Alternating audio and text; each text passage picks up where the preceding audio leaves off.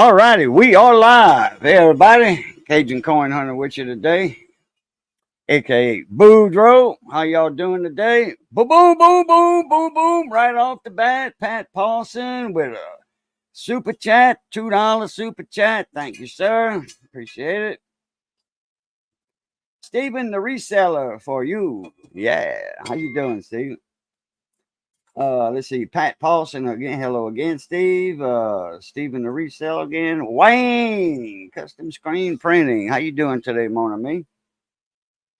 All right, we're gonna scope some coins tonight. Got a couple of links sent out to some coin collectors, and I was supposed to set this up about 1 o'clock, and something happened. I got busy. I took a nap. I was busy checking my eyelids for cracks. Got up early this morning for no good reason at all. Don't know why I got up early this morning. Just woke up and said, okay, it's time to get up. So, let's see. Wayne, I'm going to send you a link. Where's my email? I don't have one open. Okay. Time to open the email up. That would help.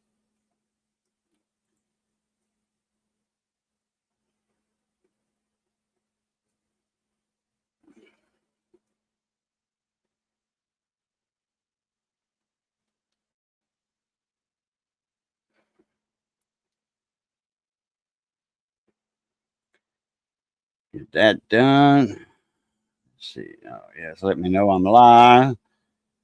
Okay. All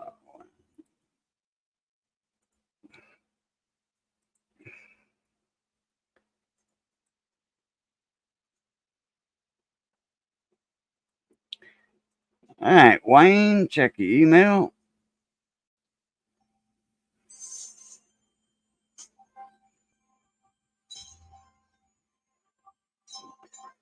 We got some rows of pennies, some old Wheaties that we're gonna scope tonight. Doing real good, Steve. Thank you. How you doing? Well, I think I asked you that already. I got in this bag. I got some 1940 rolls.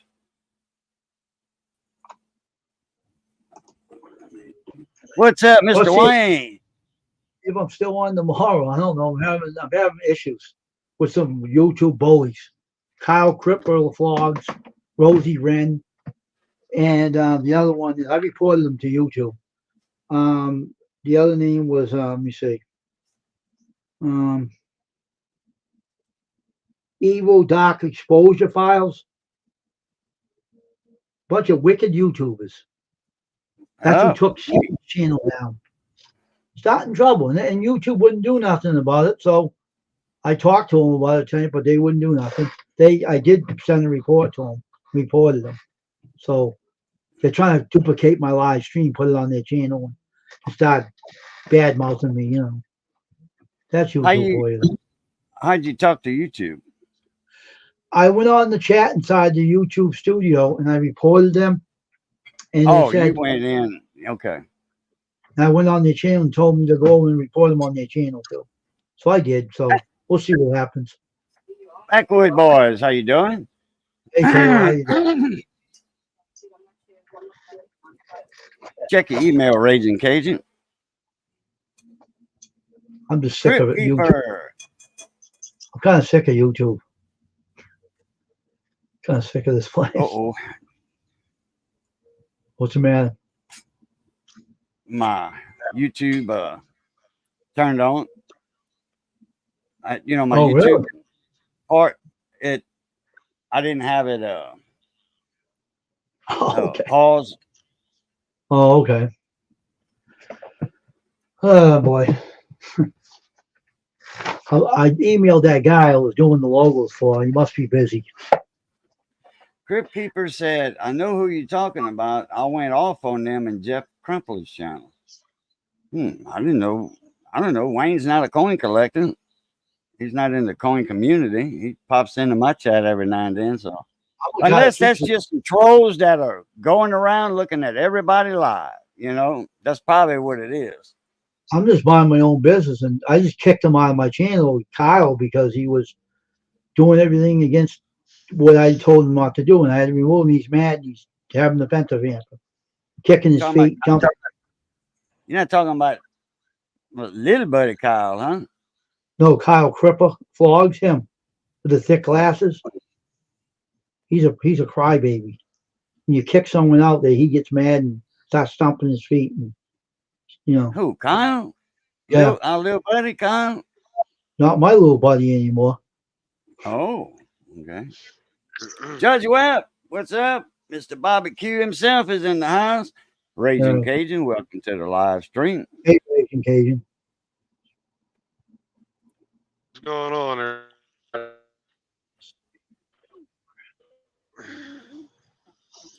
Oh, waiting on a couple of coin collectors so we can start scoping some coins. I'm not gonna cut open that bag until Kyle Alex, boom, boom, boom, he's in the house. Oh yeah, I didn't know I had a sexy behind. Dang, Missy thinks so though. Missy I sure ain't gonna thinks comment so. on that. I'm gonna Kyle, hear. I almost called you on the telephone today, and I forgot about it. I went and took a nap. By the time I got up, I forgot all about what I was supposed to do today, except for going live this evening. Mm. Saying, Ron, what's up? What's happening, Grumpy Grandpa? What a name! Oh yeah. Well, he used to be the Zan Ron show, and then he's a papa, so Grumpy Yeah, Grandpa. yeah, yeah. So I was That's trying to just the make way it works. a thumbnail, and every time I went into I did a screenshot, and when I hit upload thumbnail, it brought me automatically to screenshots because I was there already, and boom, I clicked, I opened it and said file too big. It's over 2 megabytes. Well, the Mm. file was 2.3 megabytes. Well, I Mm. found this out later after playing around in the editing part. I right clicked on the picture on the screenshot, and I could resize it, but it didn't give me the pixels. Well, yeah, it might have. Anyway, I downsized it and I got it small, and then it still says it was 2.3 megabytes. Huh. So Uh-huh. I don't know how to do that. Oh, you didn't do nothing, Kyle. I was just going to call you on the telephone today and get with you on a couple of things. LAP Coins, what's up, buddy? How you doing? Well, what were So you I trying got to to do it on figure your out phone that or your tablet? my laptop Okay. screenshot, on the laptop. Oh, not you, Yeah. Kyle. That's another Kyle. No, not. Mm, I wouldn't want to Totally compare. different Kyle. Yeah, they're very different, Kyle, too. Oh, we had a good turkey day. We had a good Thanksgiving. Mm. Missy made Oh. some Cajun rice dressing, Ooh. potato salad. Mm. And I found out there's different, people up north eat a different type of potato salad than we do down here. So I'm like, okay, maybe that's just the way they make theirs. I don't think everybody. Grass cutter Palmer, what's up, Mona Me? How you doing? Hmm. Stupid road construction. Yeah, boy, on the interstate, every big city you go in, it's steady road construction. Man, it didn't take them long in Baton Rouge when they redid that 10-12 split and added all them lanes. It Uh-huh. didn't take them long. The bid was for I read the bid, Mm. and a company from Illinois, I think, got the bid, and they had Uh-huh. incentives. They had incentives, and there were people Uh-huh. from I wish TL James out of North Louisiana and Texas there. I wish they did a lot of road work in Texas on the interstates and highways, bridges and all that. I don't know if TL James is still in business or not. It was a huge road construction company. And they wanted me. Mike Wolf, what's up, Mona Me? How you doing? Hey, Mike. How you doing, Mike? Long time no see. Yeah, some of this road construction, some of this damn road construction out here is not called for. The roads ain't tore up. They're not bad. Leave them alone. And interstates, if you put asphalt over that, man, every 2 years you got to redo it. You know, you got to chip up the asphalt, mill it up with a mill. And it just, asphalt don't work over an interstate if you got broken concrete. Asphalt does not work. You got too many heavy trucks, you know. If it was just cars, that'd be a different story. It would last 3 years instead of 2 years.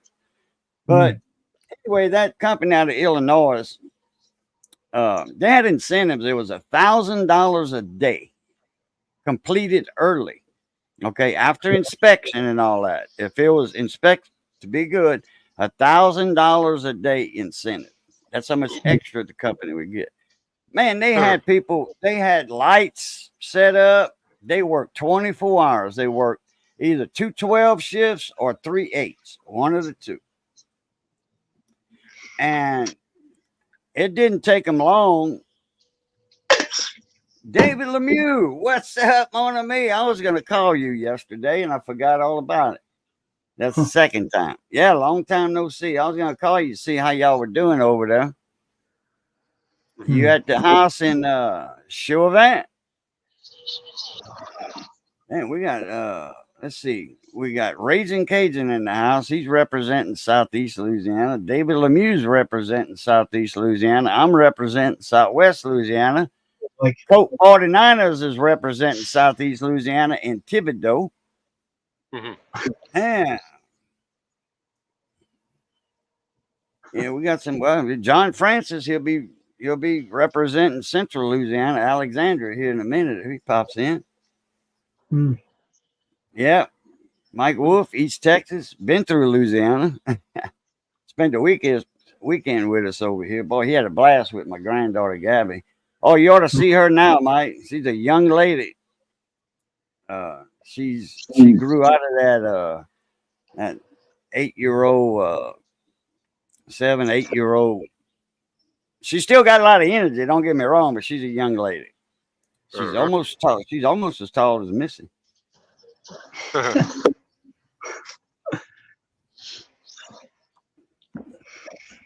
Shrimp season was fantastic. Oh, you put your net.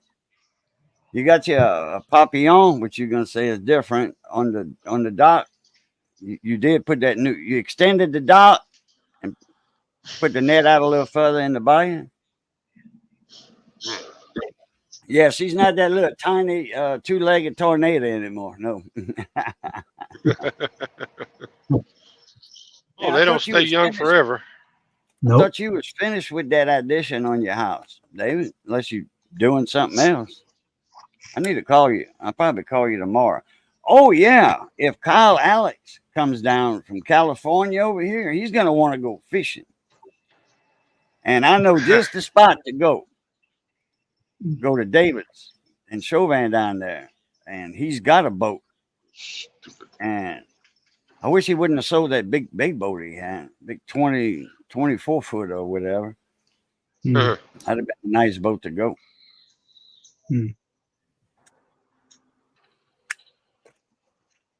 So anyway, that company, I got off of the subject. That company in Illinois, they finished. It was a 2-year project. They put the bid in, the timeline for 2 years. I forget how many millions and dollars it was. They set up a concrete plant right there at the work site because it was at the 10-12 split. In the middle, they set up a concrete plant. And they brought in barge loads, 18-wheeler loads, but there was barges coming in up the Mississippi River because the Mississippi River right to the west of them The barge was unloading the stockpiles. They were unloading, loading that on the trucks going there. They had a stockpile. I forget how tall. And they made their own concrete. They didn't contract no concrete companies in the area. They did everything on their own, and they mixed it with limestone. 57, the 3/4 inch rock, number 57 limestone. That's what they used. And they had the 610 out there for saw cement and stuff. They completed that job in a year and a half. So what's 60 times 1,000? 6 months. That's 1,800. They made over $1 million finishing that early. Let's see. We got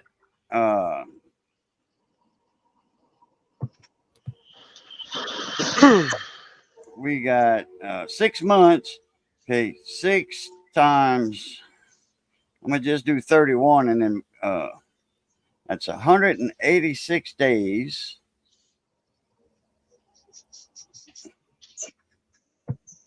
You said they did 60 loads?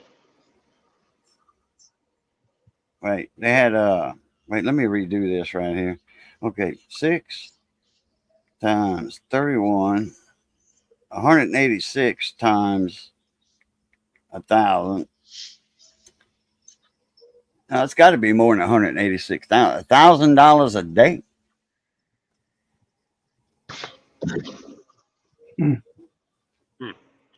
Yeah, 186,000. I guess I thought it was more than that.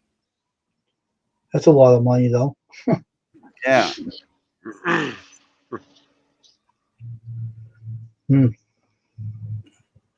190. Yeah, 6 months, 190 days. 30, 60, 90. Yeah, 190 days, so $190,000. Well, I thought it was more. I thought it was more like $1 million.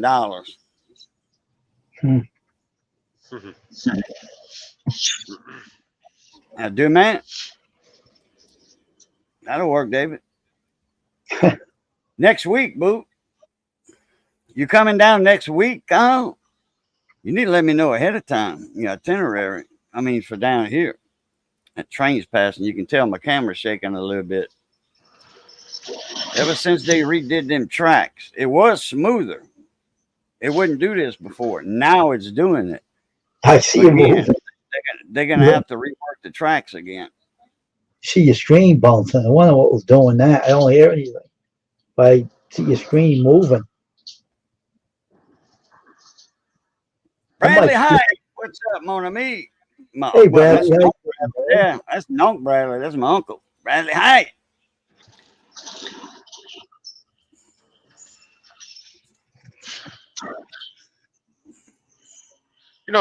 Any certain state should have a limitation on how much road construction they can do at one time. Yeah, to keep the traffic flowing. Because this is ridiculous. I'll tell you what they need to do. That I-10 bridge heading eastbound, they only got 2 lanes to merge from the bridge on I-10. They had one, just one lane. They added another one. They added the shoulder. Okay, they need to put whoever they put some money in their pockets, not doing that part right. Somebody put money in their pockets, line their pockets with cash. That should have been 3 lanes from the bridge to merge into 10. Not to merge into it, to stay on 10, because 110. They had 3 lanes to get off on 110 and 1 lane to get off on 10. Sounds cool. Yeah. 110 heads north. When you cross the bridge, 110 heads straight north. It's supposed to be, a bypass. It ends at Highway 7, River Road, Highway 71 or 61. What exit is this? Airline Highway. So I'm sitting here making a silver Cuban bracelet. Well, shit, I'm gonna put you up here. We're gonna scope some coins after a while, Bradley. We'll put you up here where you can get your put us in the camera view making that. So how is it hard driving that high freeway with that all that going on, Cajun? I-26 in South Carolina. Yeah. Man, I hope I didn't miss my exit for my fuel. There you go, Bradley. If you're missing hard to ride in that stuff and then taking up a highway. Must be tough to ride and to get around all that stuff. Yeah, our delivery is actually off at 26 somewhere, so we got to come down this way. I just slow down. I mean, I'll slow down, take it slowly. Grass cut upon it, take it easy.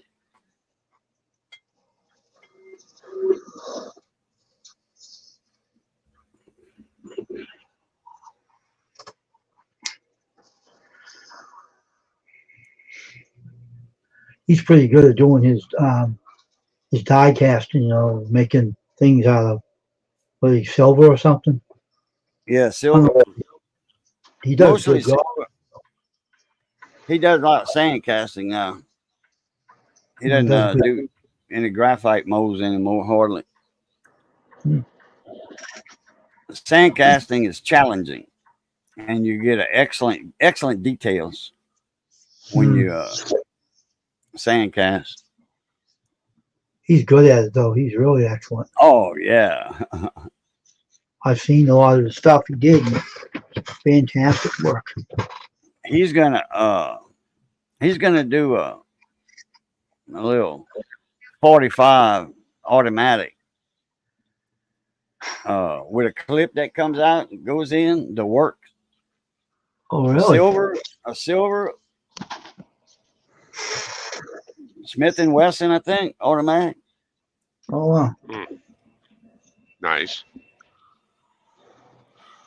He was showing them in my live stream. Well, he was showing it not long ago.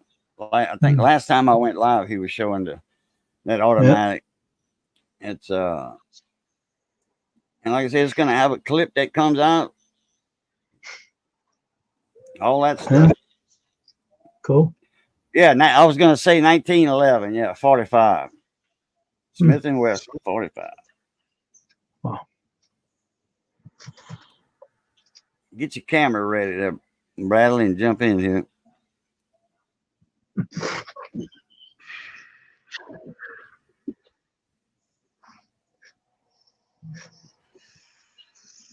Oh, you're not at home. Yeah, I know you're in Utah. But you can throw your phone on there.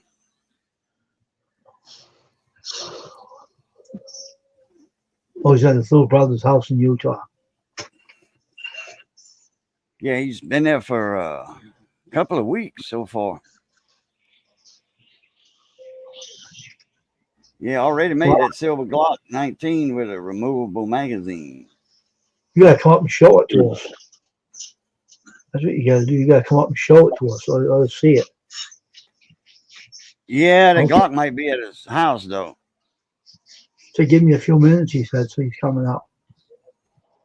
All right.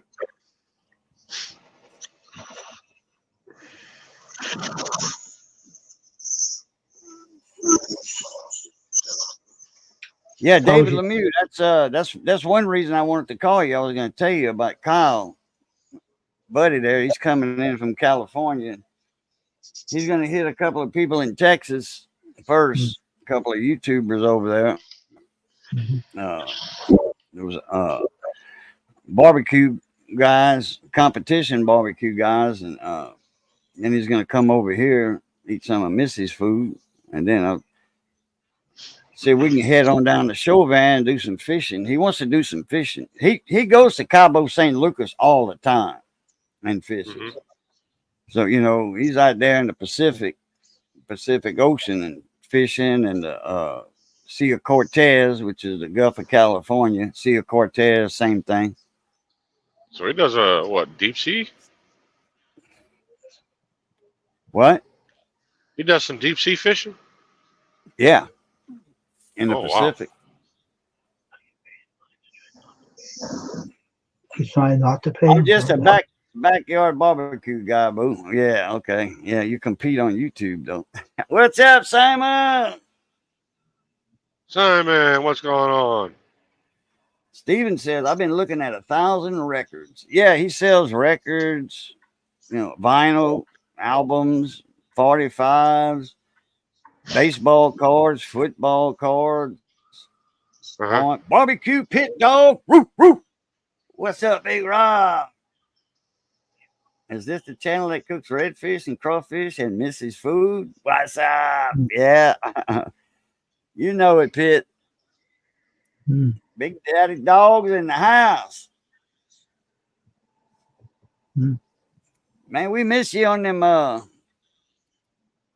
with Russ Jones and Simon and Randy and the rest of the bunch. Rob.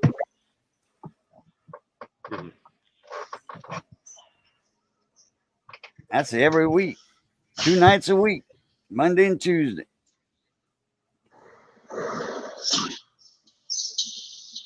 Let me share you out. Boom. Okay, go ahead.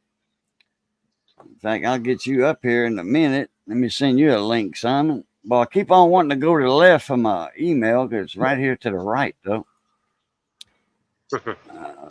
Compose.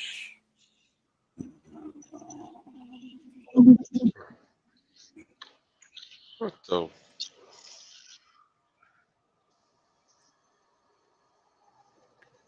Man. What if they got a truck stop off of this exit? I got to stop and get some go-go juice. Other words, my go-go ain't going to be much of a go-go if I don't get go-go juice, right? Yeah, well, we don't, Kyle, we don't have a boat ready. Johnny still ain't got his boat finished up, and there's not there's a few places to fish over here, but it's not like on the coast where I was raised. I mean, it is, don't get me wrong, but I ain't been fishing up here in I don't know how long. I don't know where to go up here where I'm at. I was raised on the coast.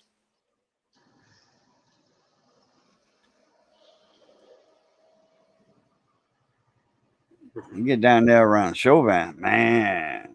You don't even matter to jump in a boat. You can fish off the side of the road.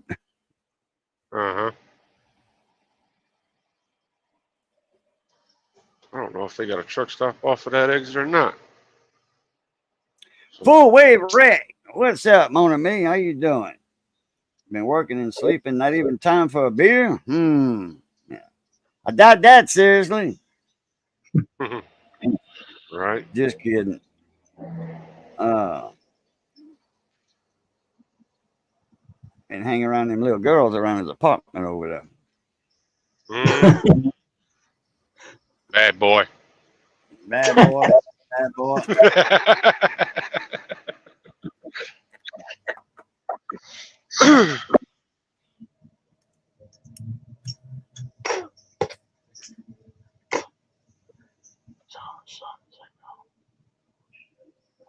Just remember, 15 to get you 30. Oh no, not that little. No, I'm talking about full grown does. Well,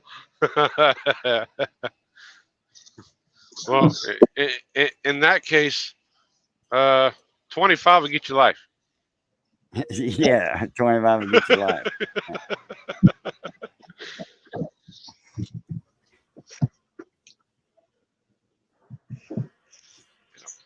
Yeah, Jack and Jill went up the hill to get a pail of water. When they come down, Jill likes Jack to marry, and Jack turned her down. Now Jack has a nice 4-wheel drive truck, a nice fishing boat, a nice RV camper, his own house, and he can do and go wherever he wants to without anybody telling him not to. Yeah, right. Jack is a smart man. So he says. See, 25 with 5 kids must have started early. Yeah.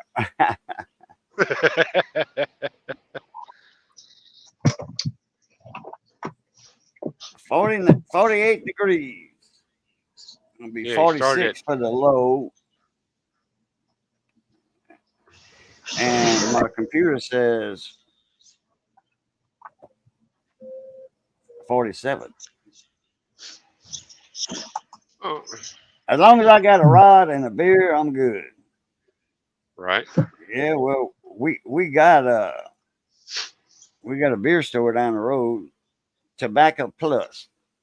They specialize in cigars, I'm gonna mute cigarette, for a minute. wine, whiskey, and beer, and cokes, and ice to go along with the ice. You gotta have ice for your cokes and your bourbon or whatever kind of whiskey or whatever you want. Rob said it's going to be what 50. What? Let me move that chat up a little bit. That heart's in the way. Hit that I little hate dot. that. Oh, Yeah. in the 30s. Okay. Mine's down here at 48. So mine is 48 degrees. Right now. Mm-hmm. It's getting winter now. It's that time of year, yes. It says 49 on the phone. Let me see. It's supposed to. It says right here it's 46 for the low.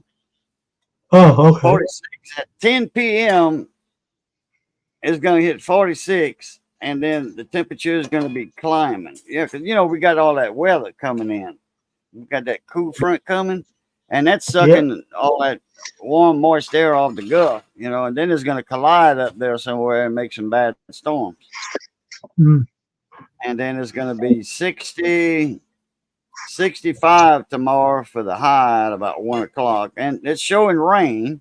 Oh yeah, man, it's supposed to be like 80% of rain tomorrow. 90%, sorry. 90% chance of rain tomorrow.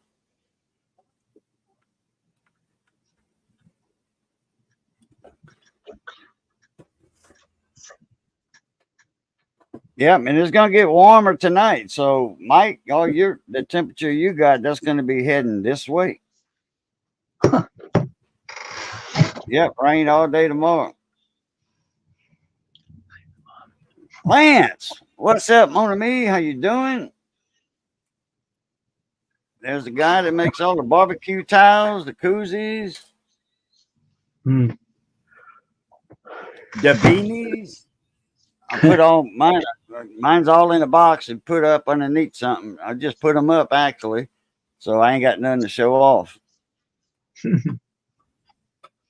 Mine not yet.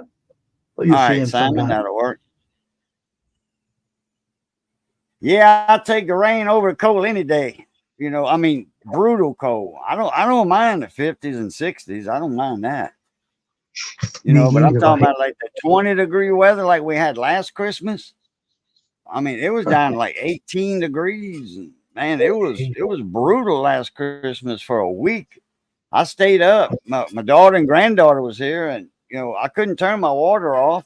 My hot water heater is a on-demand water heater. It's a tankless, and if those coils freeze in there, a regular hot water tank won't freeze. That's too much water. It won't freeze. And but mine's a tankless, so I got all them coils in there that'll freeze. oh, So every hour or 45 minutes, I was running my water. Cold first, or hot first, then cold. Hmm. I run my kitchen first. I run my kitchen, and then my bathroom water cold. Well, actually, I do my bathroom, then I would do my kitchen, then I would do my hot water in the bathroom, tub and sink, and then I would turn that off and then come in here and do the hot water. And I did that for a week, right at staying up all night, waking up or just doing it every hour. But my daughter and them were here, and Missy, they would be up while I'd be taking a nap, and they would do it.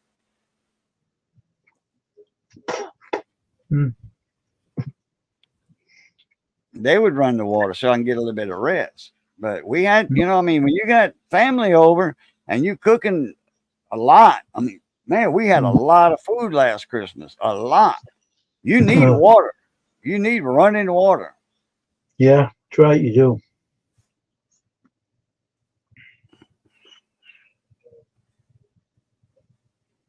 Kind of, boo, Miss Missy, you're getting wet. You gonna throw her in the bayou? She get out of there, she gonna kill you. She can't swim. No, she can swim, but I was watching Electronicals channel. There you go. That's a good way to put it. Across the pond, and he kept referring to Pound Town, the pound store. Yeah, that's the dollar store, like the Dollar Tree. They have Pound Town. It's a dollar store. I thought it was a shop where you buy sex toys at, but apparently it's like all a dollar, yeah, or Dollar Tree. I feel like a dummy. Yep, the pound, they call them pound stores, Pound Town. They got another name for it too. I forget. It'll come to me after a while. Yeah, it was 34 here this morning too. Got up to 64. About the same.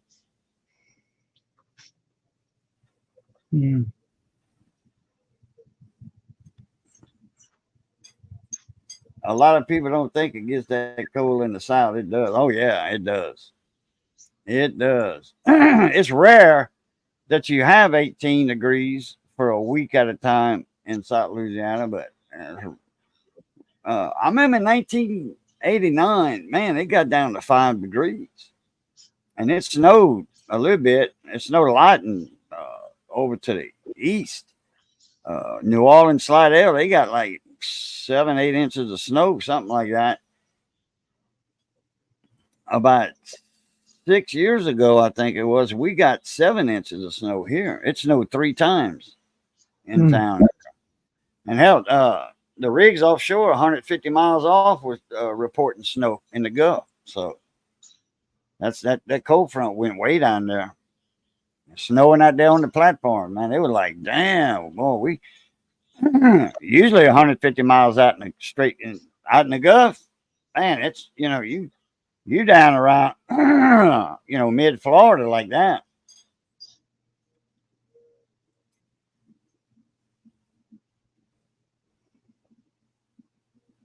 In 1973, we had 2 foot of snow in my front yard in Abbeville, Louisiana, and it snowed in a coastal city, all that Kaplan, all that area. Man, we had a lot of snow. That was my first snow I ever saw in my life. Man, I was getting down. I didn't mind going out when I was a kid. I was 10 years old. First snow I saw. Oh yeah. Daddy built a big old snowman. And there's Uncle Bradley. What's up? How you doing, Cajun brother? Wayne, Ray, doing it, man. Missy's cooking a chuck roast and gravy and potato gravy on the side. Ooh. Oh, that's extra rad. Everybody in chat, how you doing tonight, brother Mike Wolf?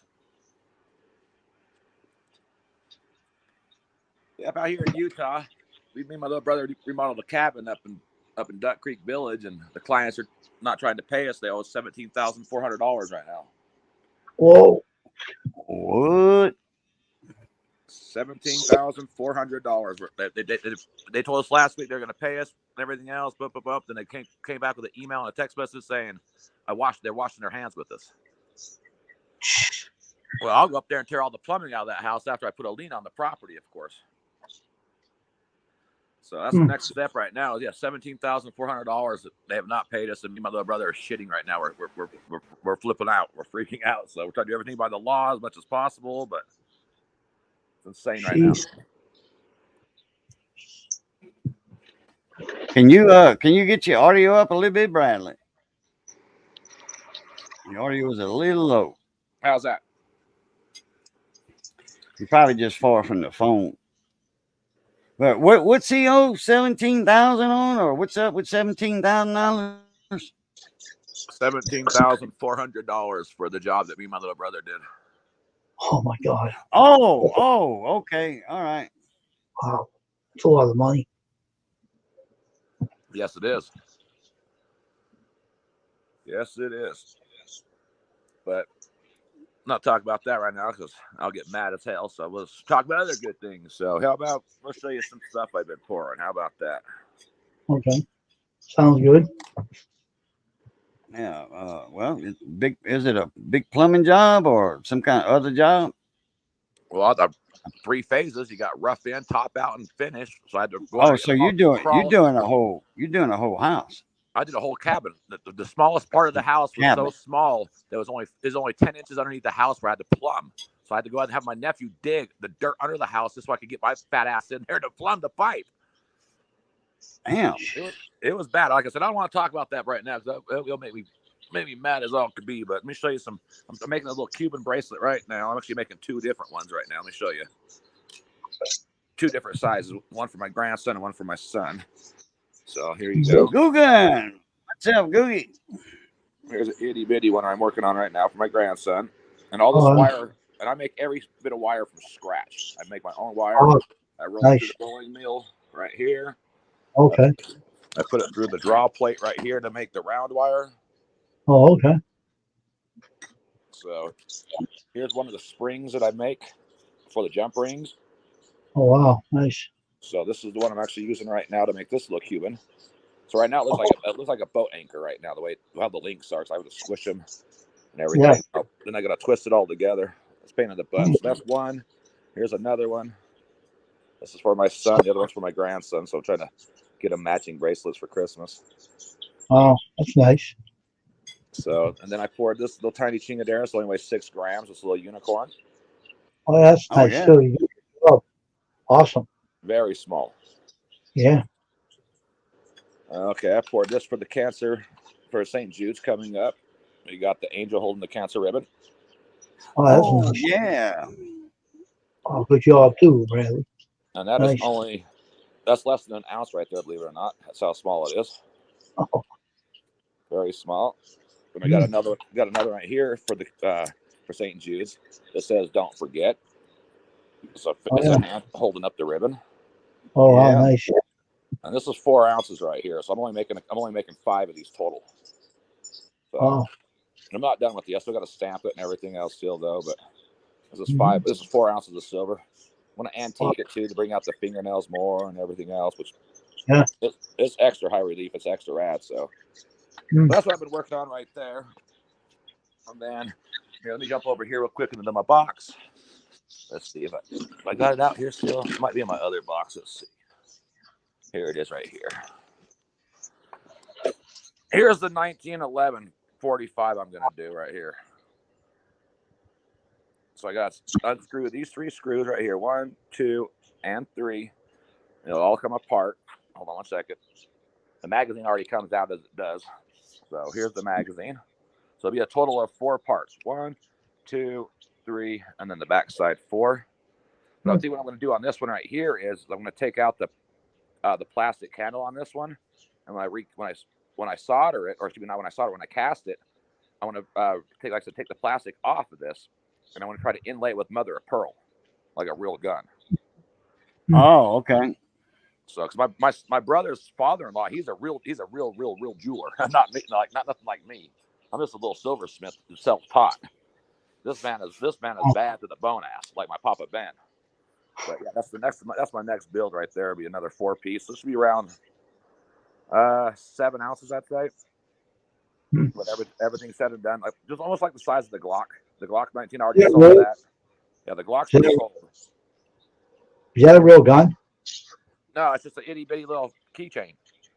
Oh, okay, okay, cool. They're just keychains. Oh, okay, that's cool. They're functional and stuff like that. The triggers work and everything too.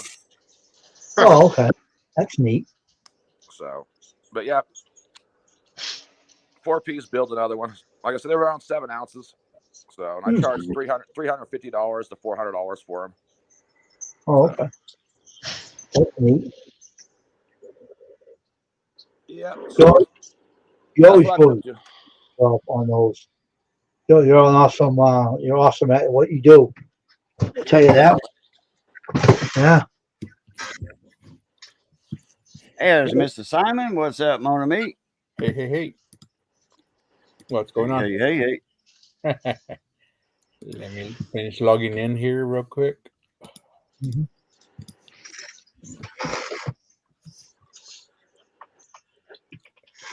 Yeah, I need to get with you tomorrow, Simon, on a thumbnail. I did a screenshot, and I was trying to do a thumbnail, and it said bigger than 2 megs, and it was 2.3 megs. I tried to downsize it.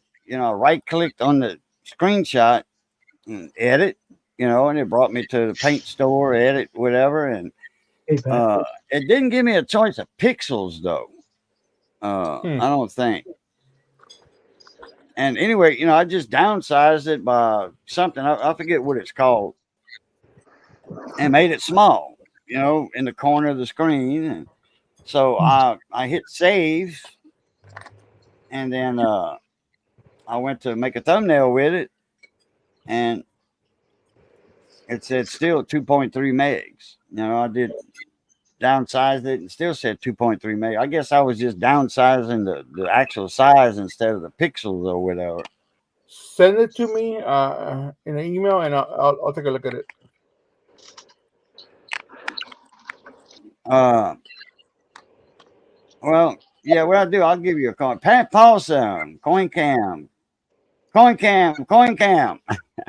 Yeah, I'm waiting on the field guy to show up so we can do something together.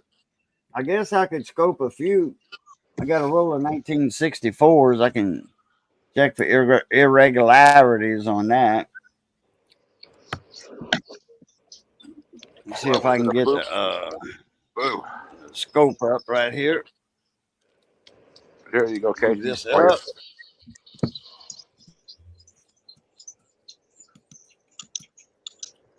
Now I got the coin scope right down here. Put that in the picture. Occasion, you see what he's showing you? Huh? Bradley's showing you something. Oh, wait a minute. I didn't wait. Hold on, Bradley. Right with you. That's some placer gold I'm trying to get rid of right now. Trying to recoup some of my money back from that loss that we're covering. Yeah. There's some gold right there. There's an ounce of gold. Wow. Got some fire opals. I got some slab. All these Morgans right here I need to get rid of. Oh,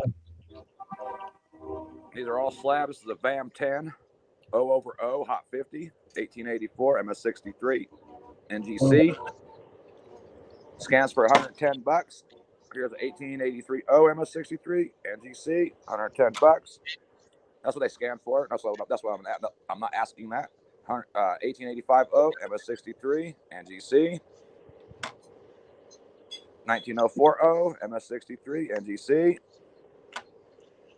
NGC 1882S, brilliant uncirculated. This actually has a bug mounted in the back of this coin right here, slabbed in the slab right here, right where my thumbnail is, right there. There's actually a bug. Yeah, there's like a gnat actually encased in the slab.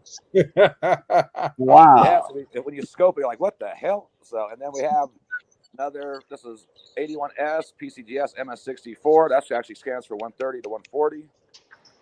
But I got all these coins right here. I got these pennies right here that are off-centered. Oh yeah. With a couple of these are about $30 a piece. I'm selling them for. Here's a 19 question. It doesn't say the rest of the date, but they're definitely coppered. They're not zinc. Right. Yeah, because you can see the end of it. So they're 81 before for sure. And then let's see what else I got. That's all I got right now. Let's see. I got that. I got the gold. Got more gold. Oh, I got these. These Godzilla versus Kong. silver 1 ounce rounds, still in the packaging. 4 out of the 6. There's a group of 6 out of those. I got this Viking round right here, which is pretty badass. I couldn't melt that one down. That's just too cool. But yeah, that's all I got to say right there, buddy. Very good. But yeah, if anybody's interested in any of that, please email me back at bradgoldpan76@gmail.com. It'd be extra rad. Like I said, I'm trying to recoup the $17,400 my little brother got ripped off for. So Christmas is right around the corner. I know people. That's another thing. I know people don't really have the money because Christmas, but I'm not really worried about myself. My little brother's got 7 kids he's got to worry about, though.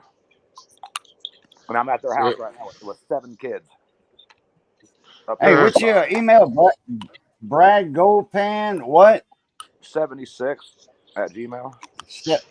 76@gmail.com. Yes, sir. Yes, sir. Thank you, Cajun. Put this in here.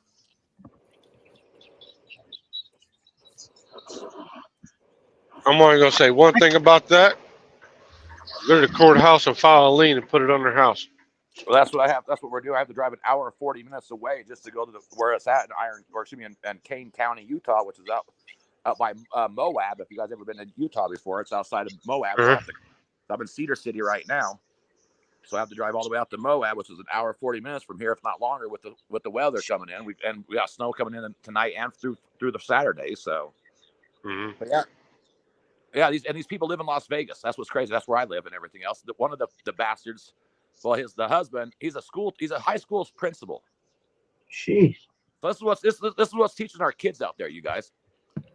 Yeah, a principal. I can imagine what he does at school. If this is how he treats other people, I mean, you flipping crook. You have no idea. I mean, I believe in karma very much, and my little brother knows karma very well. So, but we're trying to do everything by the law we can right now because I don't want to go back to jail, and he doesn't want to go back to jail either. Yeah. Go in that jail anyway. It's not worth it. Use the law to go after him. It's safer that way. Hey, put yourself on the big screen. Sorry it happened to you, Bradley. I really am. Yeah, thanks, Wayne. I appreciate it, buddy. That stinks, you know. I just can't stand fucking liars and thieves. Excuse my French. It's the worst people in the world. There we go. I have a t-shirt, not a business t-shirt, but it's a hobby for now. I want to make it out of it. I got ripped off for $200 before. And the jerk tried to lie about it. So I knew what you're going to do. Maybe in a different trade, but same thing. Stinks. Yeah. Brad, we might have to do a little auction tomorrow for you then. On my stream. See if we can sell some of them things. Or day after tomorrow. Let me get back to Las Vegas where the rest of my I have all my mortgages and shit are at my house. So and I got lots and lots of slab stuff I got plenty of gold I could sell too and shit too. So God damn. I just didn't bring a lot of stuff with me up here to Utah because I wasn't planning on being here this long. I've been here since the 9th. I've been here for almost a month. I've been here a month tomorrow. Oh my. I'm trying to get paid since. Try to get the house completely finished for them because they're having their Thanksgiving dinner up here. So we got everything sexied up for them and everything else. The man says, "Well, I didn't bring no cash with me. I couldn't get no cash out of the bank. You lying son of a ida." And then the next day on Thanksgiving, he texts us saying, "Yeah, I'm washing my hands with you people." What? So, it's been a stressful last week. I'll tell you that.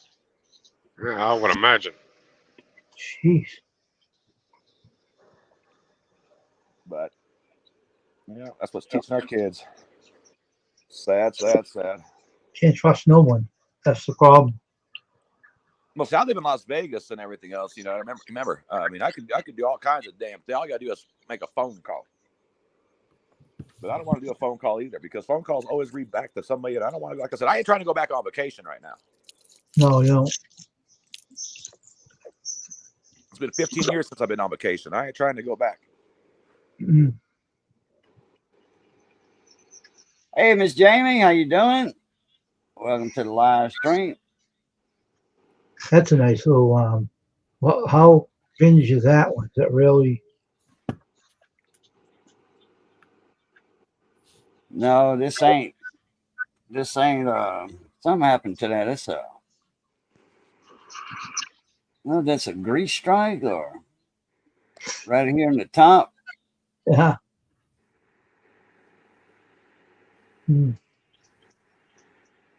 That thing picks up really good too. Really small ends, right close. Yeah, that's weak right there at the top. I know. It's really nice. Oh, this might be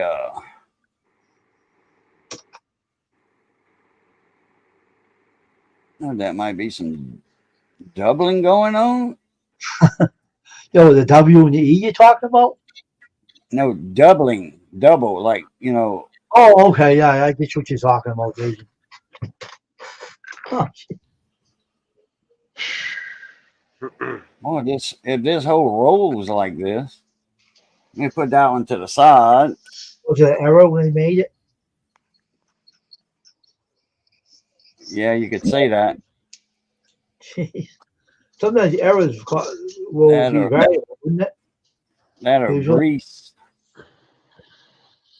Could have been some grease because that dye looked like it was probably polished at one time. Oh.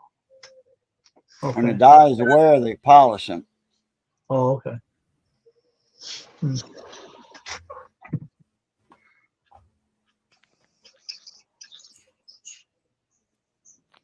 I like how that comes out like 3D when you have that scope there. It brings it out really close. Yep. It's really nice. Works awesome. You see Lincoln all the way back there. Yeah, see Lincoln real good in there. Statue's right inside there. Lincoln statue. I don't know whoever made that statue with marble, whatever it is. Look at the corrosion on that thing. Yeah. Mm-hmm. Crusty. It looks like a 67. That ain't no 64. The 67 for sure. Mm-hmm. What's that on the carbon on that? This whole row's supposed to be 64.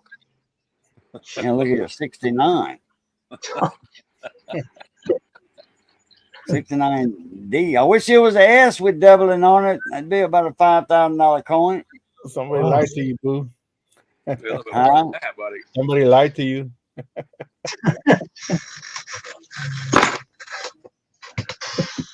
Yeah. I know I didn't get two caps mixed up because that cap was taped on there. Mm. Yeah, I'm meeting up with Silver Scorpion. He's in Las Vegas this weekend. He just landed today. Vegas has a coin show this weekend. I'm going to be back for, so I'm going to meet up with Silver Scorpion to see if I can't sell some of my stuff because he actually has a booth at the coin show. Mm-hmm. So I'm going to okay. Silver Scorpion, yeah. He used to be part of Redneck Metals when I was back in the day with Redneck Metals before they broke up. I remember Silver Scorpion. Yeah. Cool cat right there. State Trooper of Virginia.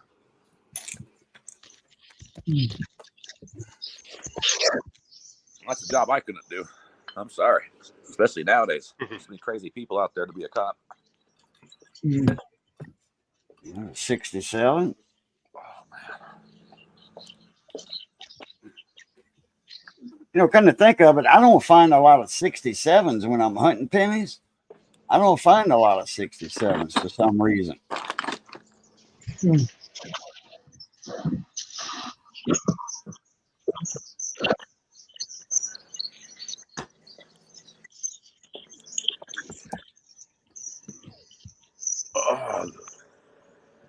Thought I saw a Wheatie in there too. Oh, I think it's starting to snow. Snow, man, snow. It was 13 degrees last night here. Oh, shoot, no. Last night was 19. Monday and Tuesday was 14 and 13 degrees was the low here in Cedar City. Cold. Yes, it is. I'm sleeping out in my travel trailer. Oh, I hope you got a heater in that travel trailer. I got Mr. Buddy. And one plug-in. Oh, the contractor, buddy, the little square 220 heater. No, he runs off a little Coleman propane bottles, my friend. Oh, okay. I got a contractor, buddy. It's a 220 electric heater. It's small. It's man, it ain't but like 14 by 14 by 14. And that little sucker will heat up this house in no time. But since I ain't got no insulation in the walls, it don't hold the heat, and you got to keep it going. There's a weedy. Thought I seen a weedy in there. That ain't no 64. No, it ain't. Yeah. Not even close, buddy. I forget who I got this roll from. They're all from the same row? Yeah, all of these are from the same row, and it said 64 on the cap. What happened to his face? So he was in a fight. Oh, yeah. He got hit on the cheek pretty hard with it. Somebody wearing a gold nugget ring.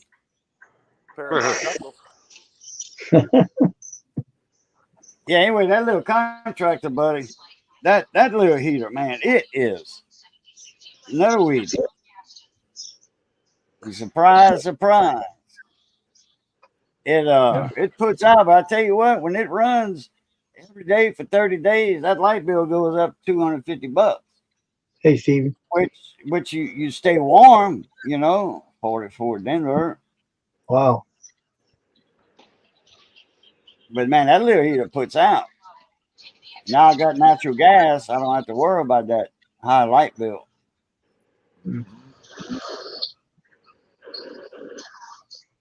I think that looks older than that, what it says it is. I don't know.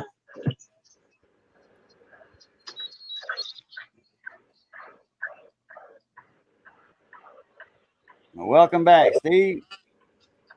60D, large date. I think that looks older than what it says it is. Looks like an ancient coin there. Like it's antique or something. Well, it's well worn, well loved. Yeah, so 62. 62 Denver.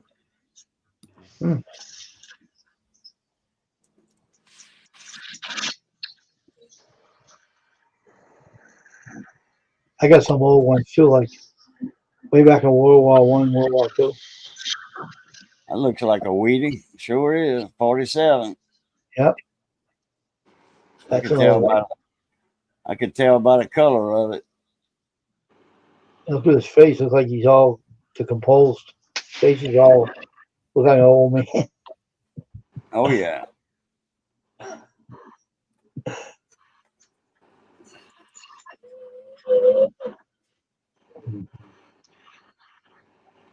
Oh, that's that one that we looked at a while ago.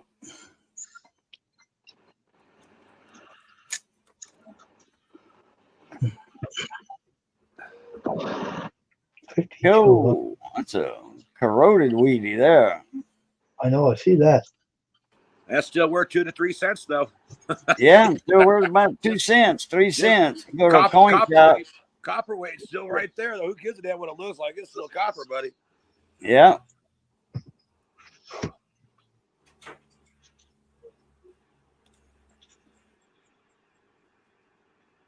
All this thing here would be for is like if somebody didn't have a 49 in their little Whitman book, it would just be a hole filler. That's exactly what it would be. You don't see the back on the Whitman book. Hey, Cajun, did you see my video when I went to the duck pond and skipped a 1921 peace dollar across the duck pond? No. A key date peace dollar. Because I don't care for the peace dollars. I love my Morgans, you know that. But yeah, I skipped a 1921 peace dollar across the duck pond.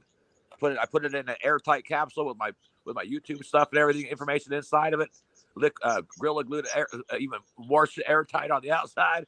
That thing skipped about 80 times before it hit the island across the whole entire duck pond. Damn. Did you go get it back? Pick it back up? You can't. It's a state park. You can't go in there and go get it back. You go to jail. You go try to get onto that island. You have to take a little skip. You got to take the skip across the pond to get to it, buddy. Okay.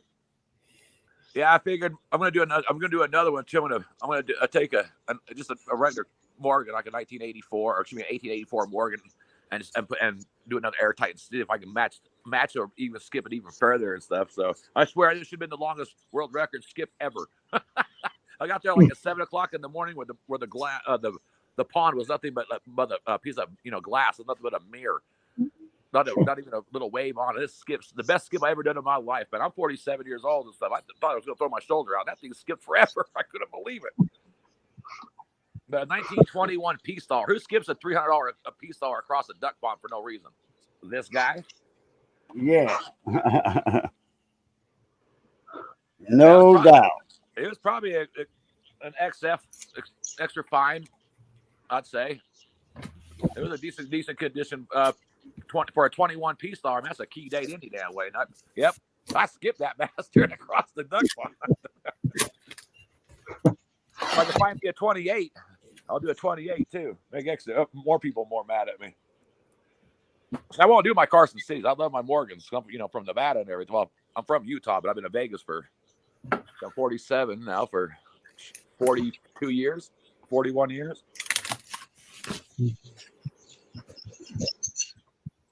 Like I'm gonna get 6. I don't know if you guys know what 601 means. That's the old vigilante for the Virginia City back in the day, for back in the 1800s and stuff. That was a vigilante. It's the 601. 6 feet deep, 0 judges, 1 rope. This still goes on to this day. But it's a motorcycle group now that goes around, does charity for all for the community and everything. So I was just out in Virginia City this last summer at Papa Ben's house, and I learned all this stuff. I was like, what? I've been in Vegas for this long and I've never heard of that? I can't believe I don't have it tattooed on me. Kind of mad about myself.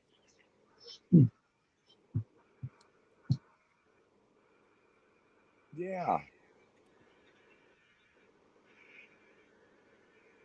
We got 400 acres of tailings piles we can go through from the old Comstock load up in Virginia City. We could go use my dry washers through. So a lot of dirt we get to run up through in Virginia City from the old Comstock load. So that's pretty badass. Comstock load? Yes, sir. 68 Denver, filled in deep.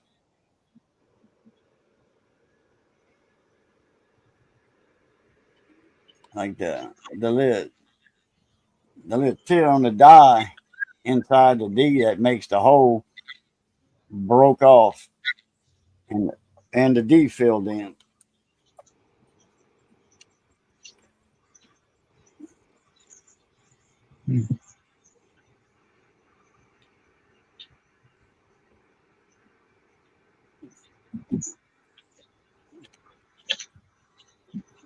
That's the same one I keep looking at. I'm going to put that way up here. Get it out the way.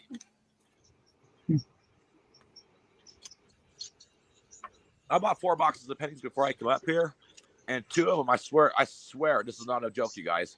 It was nothing but a copper dump.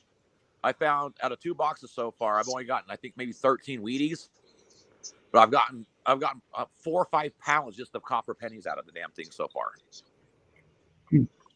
Wow! Out of 2 boxes, yeah, it's insanity. I think the Swiss straight copper dump. I'm like, what? Who throws this many copper pennies away? So I got 2 more boxes to go through at the house, but the same thing as with the other ones. That would just be pretty cool. I almost got a 5-gallon, sparkless bottle. The water jugs. I almost got one of those, just a copper penny. So, What, 5-gallon water jugs? Yes, sir. Yeah, that's a lot of copper. Fill up one of them. That's a lot. Well, it's actually, tell you the truth, to fill up one 5-gallon a water jug is only around $400. It's not a lot. It's really not a lot, actually. You said a 1 gallon? Oh, they're 5-gallon sparklers. Like you go to the store and fill up your water jug for 5 gallons. Yeah, 5-gallon, like a Kentwood bottle. Yeah. Yeah, they don't hold that much money, just in pennies.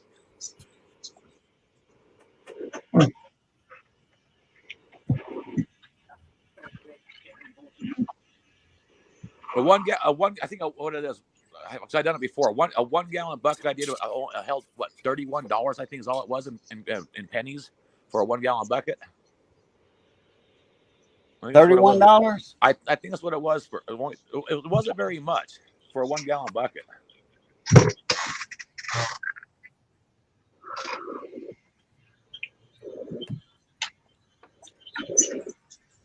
I know you got, like, if you get dimes, one of them 5-gallon water bottles, you get dimes in there. Man, that's hard to pick up.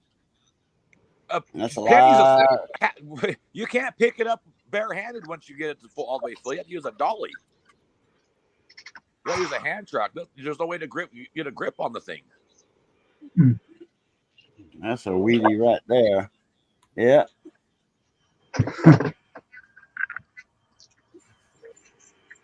I think it's cool. I love going through coins. It's fun. Quarters and pennies are my favorite to go through. Ones I like to get my West Points.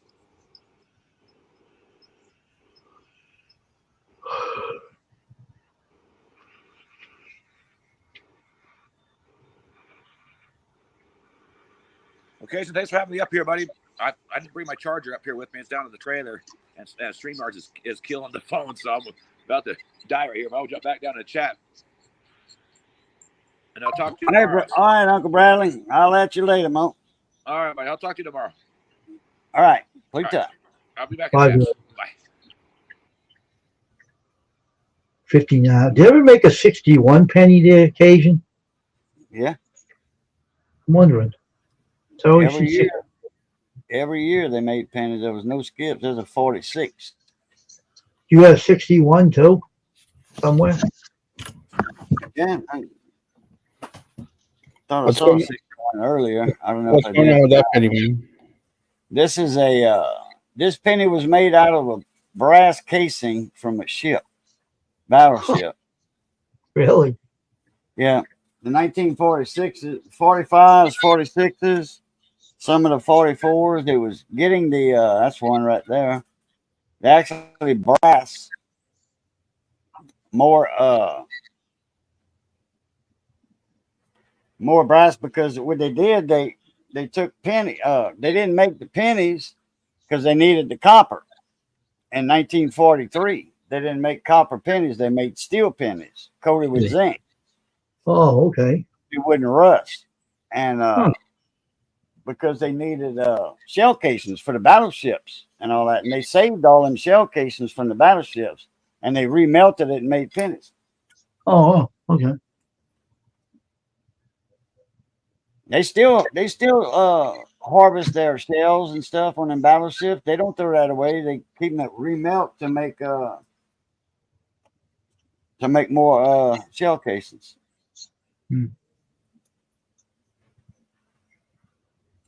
58.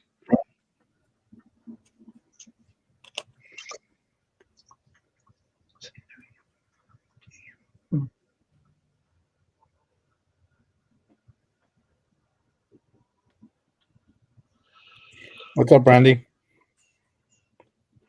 Randy, what's up, Mona Me? Well, they got more 64s in it than anything else. I see that. And that's it for that roll.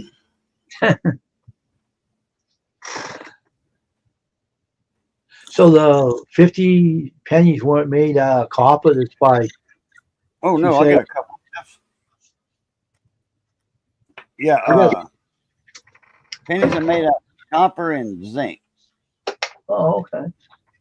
95% copper, 5% zinc. So that's, like a bronze. And then 10. Oh, here's another 60. That's a large date. You get that other 60 out right here.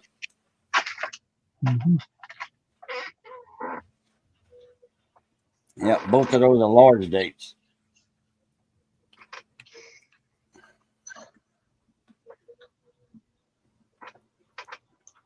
They made a 1960 small date and large date.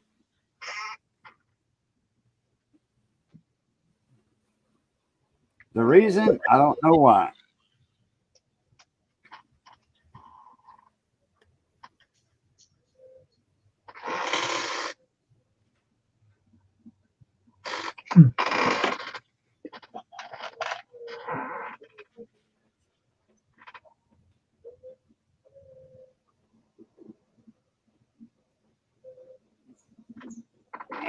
Let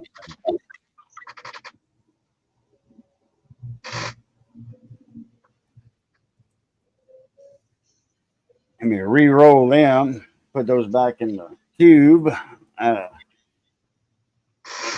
Coin cube. Put them in there. Yeah, they sure had that mismarked. Mm-hmm.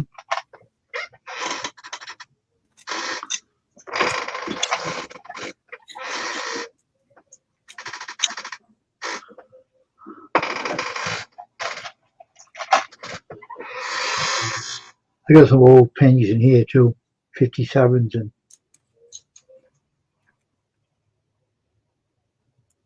58s.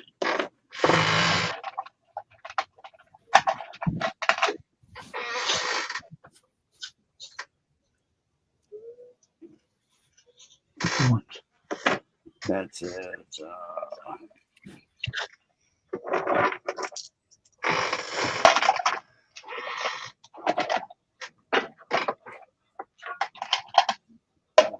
That too was in this little bag. Yeah, I think I remember putting it in his bag because of the cap. Let's untape. Yep.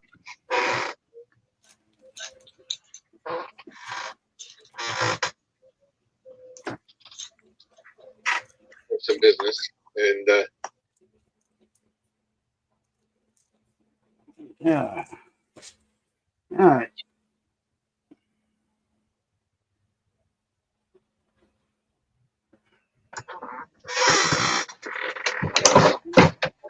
Go ahead.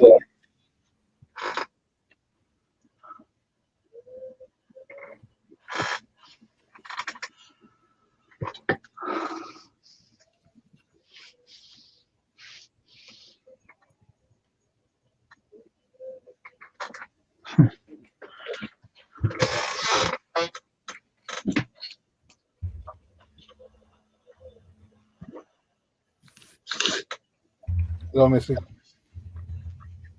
Boy, I like that scope, man. You can move it out the way and then leave it set where it's at for the, you know. I mean, when I move it back, I might have to focus it just a little bit, but it's cool like that. I like that. And if I want to get down, like say if I suspected, you know, like that one filled in D, and I noticed another filled in D, I didn't mention it anything about the mint mark, but that last one, that was a field, and I did mention that one. That was a filled in D. If I'd have found a few more like that, or a few more others with that smashed wheat, with that like looked like kind of a grease strike, but I don't know. Those are I thought that was a roll of 64 BUs, you know, and that was just the edge coin. That was what the first coin, you know, at the roll, and so I thought that might have just been the edge coin and it got damaged or something, but apparently it's not a BU roll of 1964s. Hey, As Missy. we could see.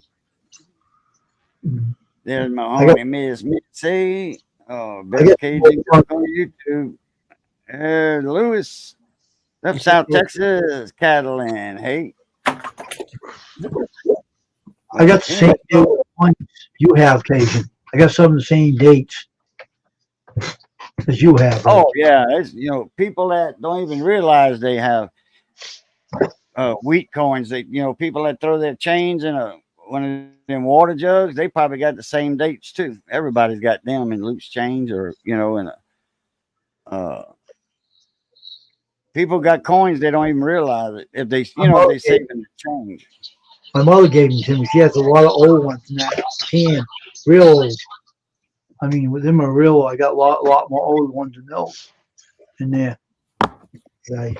Yeah, but if I would have seen more of those, whatever grease strike or whatever, or filled in mint marks, I would have put the scope in, the camera in closer,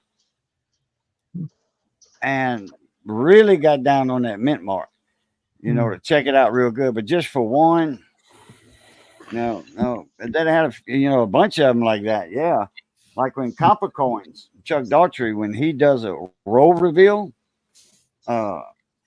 you can get in one of his live streams and actually buy pennies when he announces it. Okay, everybody, when I say go in the chat, say if we're going to do a 2 limit, to let somebody have a chance. And he says, when I say go, put how many you want, and they like $1 a piece or $2 a piece or whatever. I got some that I bought from him a while, and what he does, he opens the roll, unopened roll or a tube roll, and he'll do, and he finds a lot of mint marks that are repunched mint marks, they call them. And it's when you have the Denver punched in the die, and then when it gets weak, when they polish it so many times, they have to repunch it, and then they repunch the mint mark, and you can always tell. And they do that. Eek, what's up, East Coast Ken, aka Boo Luquette.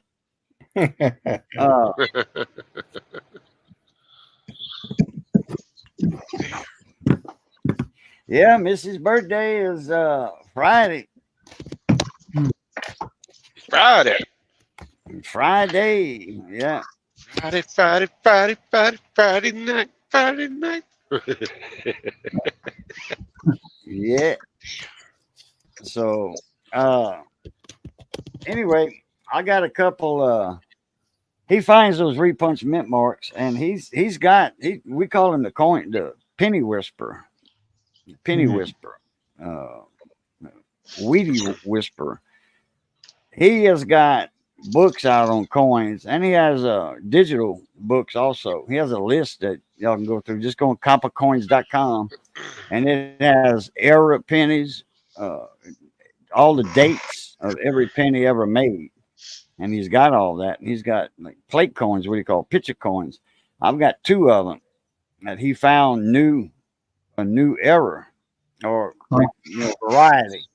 And I got my name on a couple of them that I found, all BUs, and I've got them all marked plate coins. And if I send that into a grading company, they'll put that on the label. And you'll recognize Chuck Daughtry copper coins as a label, and then they'll put that on the label in the grading case.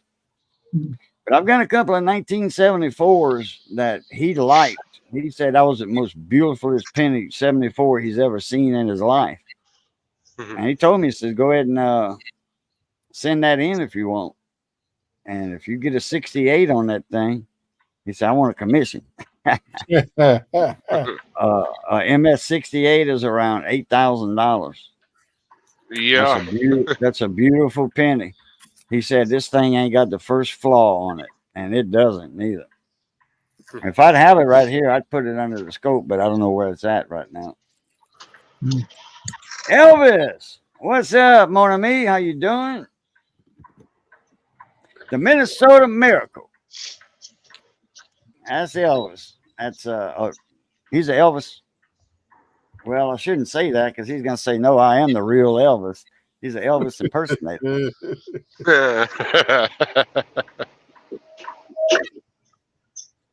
He hangs around on Field Guys streams. That's how I met him years ago on Field Guys.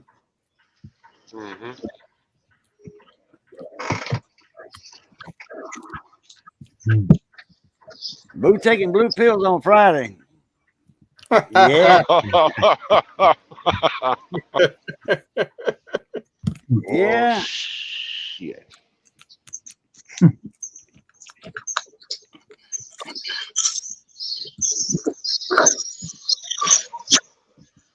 I want right there. Damn.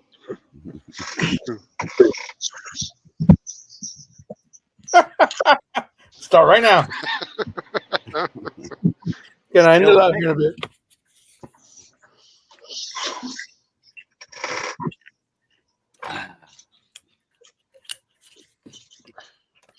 There's the first one. I'll take the second one tomorrow or Friday for a Kickstarter, jump start.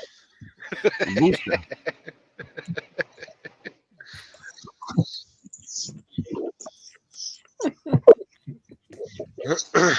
Them little blue pills are expensive, man.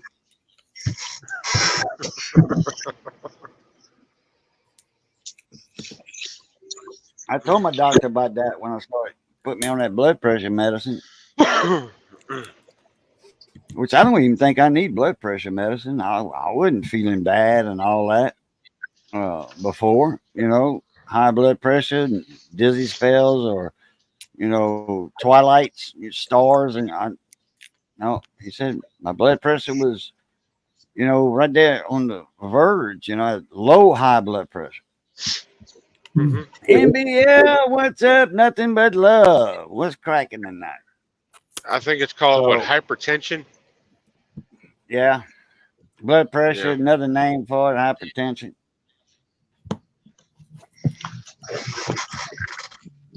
And I've got anyway, I the told the same doctor, I problem. said that blood pressure medicine is affecting the quality of a certain lifestyle.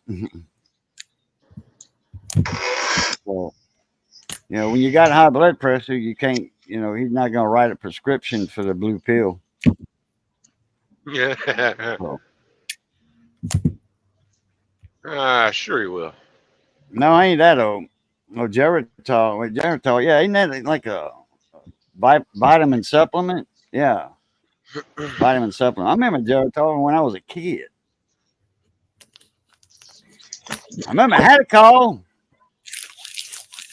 Instead of Geritol, before they had Geritol, they had a call out. That was Cajun Dud from Abbeville, Louisiana, that invented that tonic. It was he had it patented. It was a patented medicine, and there was a lot of vitamin B's in there. And because people a long time ago, people had to survive on their gardens and stuff. And in the winter, uh, if they didn't have a garden or lost their garden, whatever, they just relied on their meats. So they didn't have a lot of vitamin B. Mhm. And Cousin Dud, he invented Atacol. He made millions of dollars with it. He was a Louisiana senator, Dudley LeBlanc. Call him Cousin Dud. He was on You Bet Your Life with Groucho Marx years ago. He did a few shows on there with that, and he told some jokes in French, and all that. And Groucho Marx, yeah. He said, yeah, I picked up on that. I picked up on every word of that. And Cousin Dud said, repeat what I said. He said, well, it's a different French. And then Dudley LeBlanc said, no, Cajun French, same as French, and Canada French is just we still speak the old words. They don't in France. Our English modified, English modified big time. Mhm. You used to go around saying, hey, how you doing? How you are today? And now it's, hey, what's going down, bud? Yeah, like that.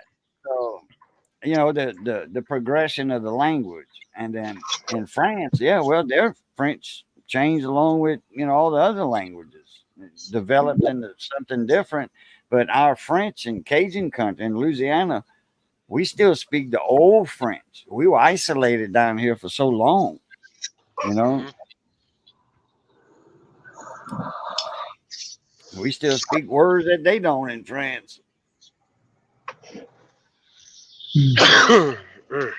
But I mean, if a Cajun meets up with a Frenchman from France, they can converse, no problem. There's no language barrier at all.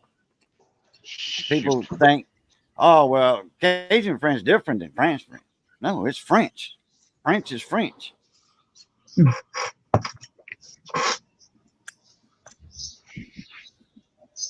It's a little different in some parts of the state. Uh-huh. Some words have a little different meaning, but when you're putting them words in a sentence, it's picked up. Oh yeah, I remember we used to call it that, or whatever, like a glass and a gobelet and a tasse, gobelet, goblet. A glass is a glass. Uh, Mhm. uh, tasse is a cup. you know, tu veux un petit tasse de café? You know, you want a cup of coffee?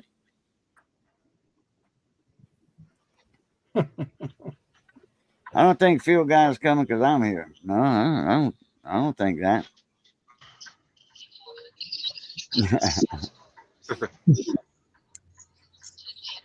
Saturday morning. What's up Saturday morning? Oh, yeah.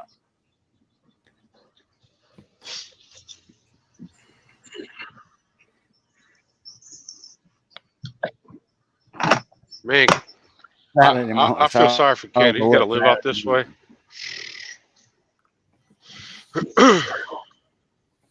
For who? For Ken, he's got to live out this way with all this road construction. Yeah. He? Okay. Yeah. Oh, so I know what state you in. Well, right now we're in South Carolina. Oh, okay. Heading north or heading south? North. Getting ready to hop on 77. Oh, okay. So you're heading toward the state line. Yeah, Columbia, South Carolina. Columbus. Something. Yeah, Columbus, South Carolina. I got a buddy of mine that lives in North Carolina. He lives in Aden, North Carolina. Ayden. It's right in the middle of the two sounds that go into the state and big bodies of water. One of them is the oh crap. Damn, I can't remember that too. It's one starts with a P and the other one flat. Anyway, the two major rivers and bodies of water that go into North Carolina. He lives right there in the middle of those. It's about 40 miles from the coast. Mm-hmm. That's where Aiden's at. Holy cowgirl hornings. Hello, how y'all doing?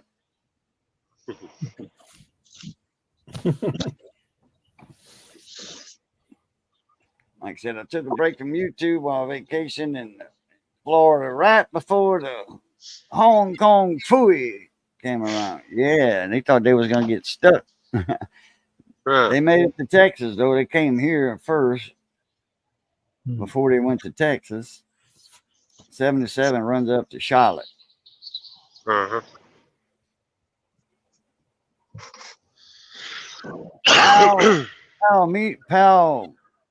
Palmico, wait, Plemico, something like that. That's one of the sounds. A river, Plemico, and then the other one's the Noose River. And it's a big body of water that goes in. You can catch crabs and all that shit 40 miles from the coast because, you know, that body of water is there and it holds, you know, it's brackish water. So crabs adapt to fresh water slowly. Uh-huh. Pamlico, that's it. I was getting there. Yeah, Aiden is right in between, a little further to the west, though. Putting the mask back on. Yeah, but they said something a while back. Oh, start wearing your mask again. Yeah, some people did, some people don't. You know, I mean, they saying that, right? You know, what time of the year? You know, or every 4 years, what happens? Yeah, you know, yeah. But Fauci said, a few years ago, he said the mask don't do anything. Y'all ain't got to wear your mask anymore. That don't do anything for you. That don't stop it. It makes you sicker. You're breathing it. You're holding germs. You know, and now Fauci saying, "Oh, y'all better wear y'all mask again." I guess he forgot what he said a couple of years ago.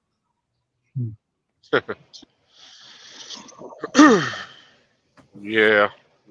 Well, I ain't doing it. So. Oh yeah, Gabby was over here. She'd see Simon right there. She said, "That's Santa Claus." No, she's a little too old for that now. But Skipper Numismaniac. Numismaniac. That's the Santa Claus right there. Although He's a Santa Claus. He's been doing Santa Claus forever, and shit. He'll make. I'm ready. Yeah, he keeps his beard trimmed like a Santa Claus would. Because he does Santa Clauses, and he used to do Macy's.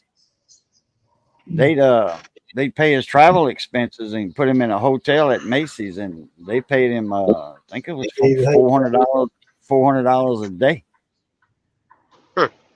And Santa Clauses get ask David Carlisle, he'll tell you the same thing.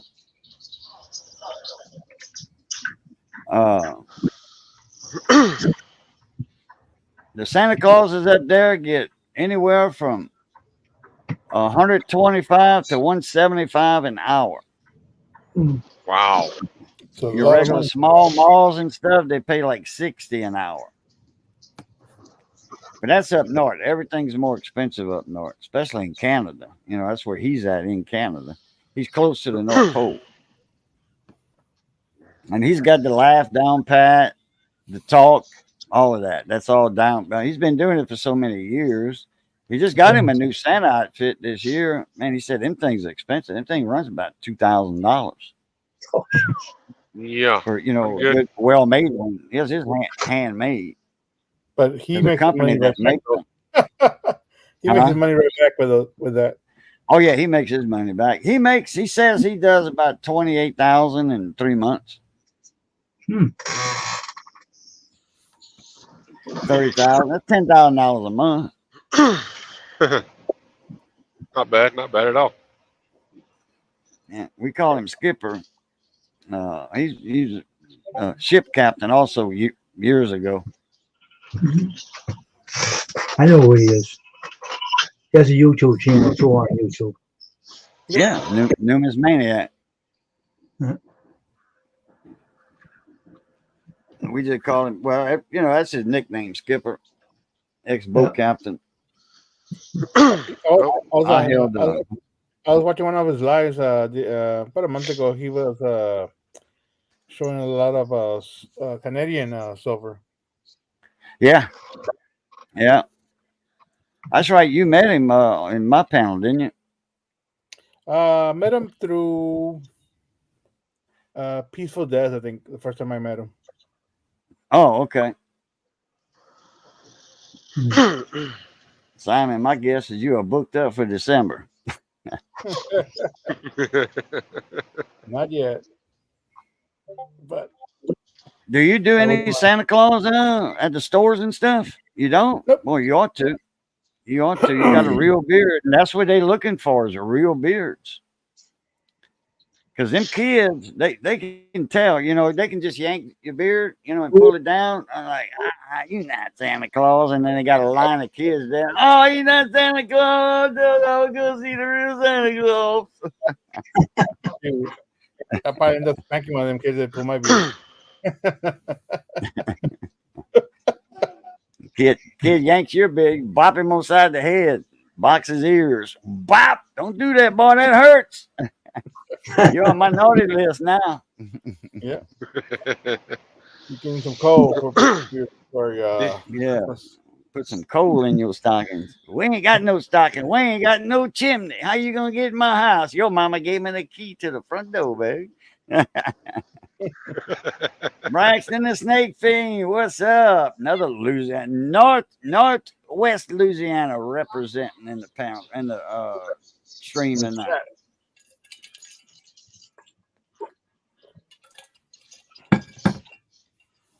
I'm looking at the grass from the green side and not from the other side. There it is. A young buck in the building. Kyle's pimping me out. What's that? Kyle's pimping me out in the chat over here. He's tripping you out. Oh, what? Pimping me out. Simon, I'm your agent. Let's try this section. Yeah, you got a Santa Claus outfit, and I mean, and you wear it well, so yeah, I would go to them. I don't know if there's still a active mall in your area, a big department store or something. Oh yeah, they do. But I guarantee you would beat out the other guys unless there's other guys in town, with real white beard.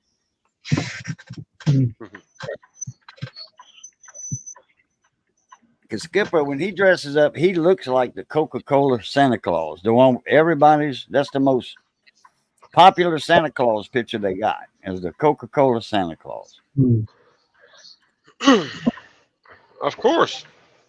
Yeah, whoever was the artist on that one, I doubted they getting royalties because they were paid just to draw a picture, but if they would get royalties, they would get it. $1,500 down to rent Simon for 4 days.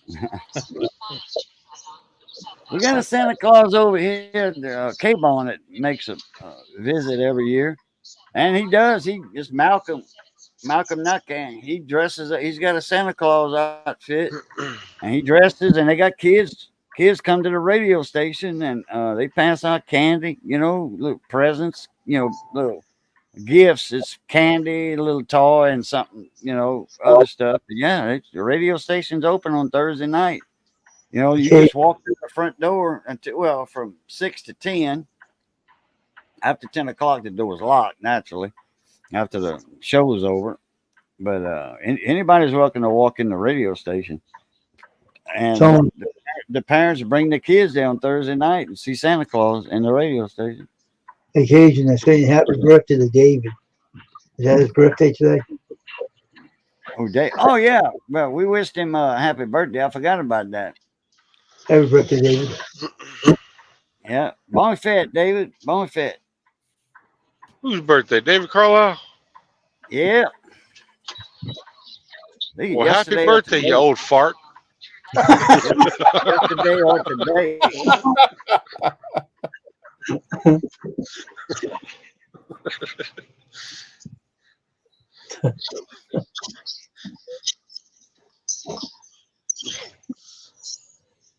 Just used up the rest of the jalapeno pepper powder I had for a hamburger helper for dinner.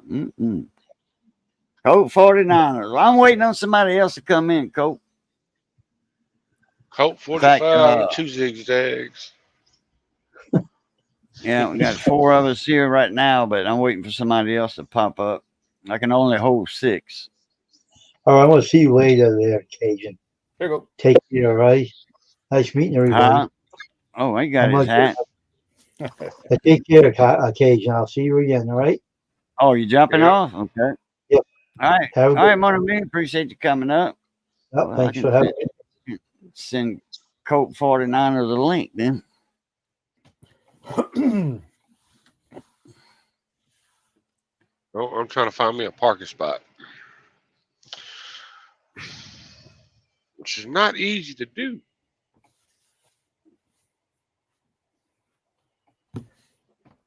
Boy, I tell you what, that new Tiger truck stop, man, that sucker there, they got whoever bought the truck stop bought some extra land, unless Mike owned all that property in the back and I didn't know about it. But man, I think they picked up another 10 acres or whatever it was. Because they got, man, you can put 8 rows of trucks now instead of 3. That's a lot of parking lot for 10 acres. Mm-hmm. That's an extra 10 acres. They had I think it was on 5 acres to start with, 5 or 6 acres, the whole thing, the gift shop and all that, along with by the tiger cages. And then they had the fuel desk, and they had the restaurant. You could put 2 rows of trucks. And you could put a row of trucks in the front, a row and a piece in front of the fuel desk. And now I think you can put, I think there's 5 rows you can put behind the casino part and all that. I think they can put either 4 or 5 rows. And it's about 2 acres wide, or 2.5 acres wide, maybe a little longer. About 2.5 acres wide.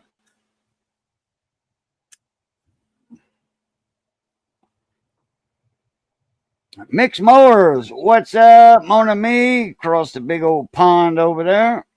How you doing? ¿Cómo se va, Cajun? Ça va, Musoy? How you doing, Coach? Sticking out pretty much all day. Today See, Wednesday, Tractor right? Supply found a SOG knife that was $60 on clearance for $15. Okay. I wonder if they got any over here. Butcher, you have seen my face before, right? Oh yeah. Well, yeah, it looks just like your picture right there. That is my picture. It looks just like your picture. That's me smoking a cigar. Yeah, man, that's all I smoke. I need to get me a couple of big stogies, at least some King Edwards. King Edwards. God. King No, Edwards did like Swisher Sweets. Yes. used to like them big King Edwards. I like the big Dutch Masters. Yeah, you've been showing them off the last couple of times in the panel. Yep.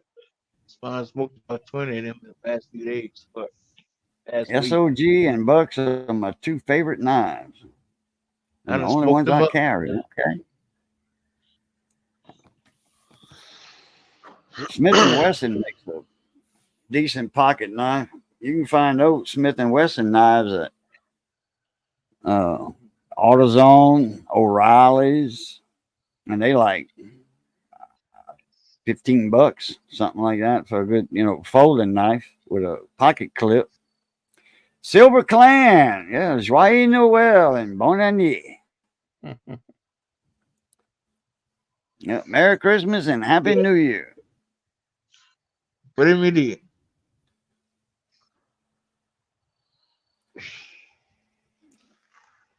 Why is the streaking beacon? Raging? Why is they called the streaking beacon? They acid wash. They put acid for the tanks and all that. And if you got some nice, shiny, polished mirror tanks and front and rims, yeah, it's gonna streak all that up. If you got that, you tell them soap and water only beforehand. Yeah, hand wash, but they still. I've heard horror stories. Could have used some soap and water. But they use that acid, to clean that aluminum rims and all that, and they put it in. You tell them don't, and your truck comes out the other end, and your nice mirror tanks are dull and streaky. That's why the streaking. Yeah, it's that citrus acid they use to clean your tanks and your chrome. But if you recently got it polished, before you pull your truck into that bay, you tell them soap and water on my rims and the tank only. Do not put acid. And if they do, they got to pay for a new polishing. Yeah, I've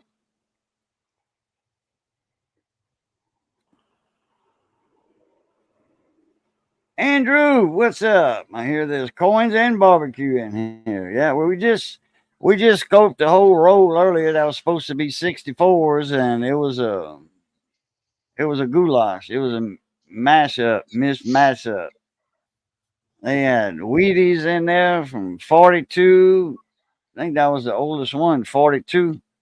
1942 on up to 1969 was the oldest one. 69 Denver. Wish it had been an S with a double die. and a couple thousand, few $4,000 or $5,000 right there.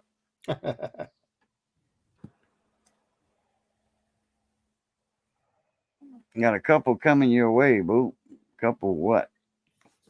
I'm trying to catch up in chat. Last comment was the streaking beacon. I know a couple of truck drivers that had a lawyer send them a letter, and they had to pay for, or just give them the money for a repolish. And it depends on who does it. There used to be an older fella. He'd do it at my radio shop at Tiger Truck Stop. He had a bus, and I let him park his bus on my property, and he would bring it. It wasn't no big long school bus. It was a shorter bus, one of them smaller school buses. He made a camper out of it, and he pulled up downside of my shop and had a big sign, rims and tanks polished, and he could do about 4 a day, 4 trucks a day, the 2 front rims and 2 tanks. He can do about 4 a day because that takes time. It Shit, does. with the It takes 2 hours, hour and a half, 2 hours to do one. they got a machine out there now. You just roll it up to the drives, and it's got like 6 or 8 cloths on it with the polish already on it, and that little sucker could do a rim in 5 minutes. Really? 5 to 10 minutes, yeah. How they doing the tanks? I guess by machine. Okay, do the fronts by machine, the rest by hand. Uh-huh. Yeah, this guy here he was using a grinder with a buffing wheel on it. You know, the wide wheel like that. Mm-hmm. No guard on it. Man, he'd wore goggles, and when he'd put his when he'd take his goggles off after he'd finished one, you could see all that on his face, all that aluminum. Mm-hmm. That dark. Andrew said I'll raising Cajun, I bet you that machine is expensive. Oh yeah, but you make your money back with it quickly.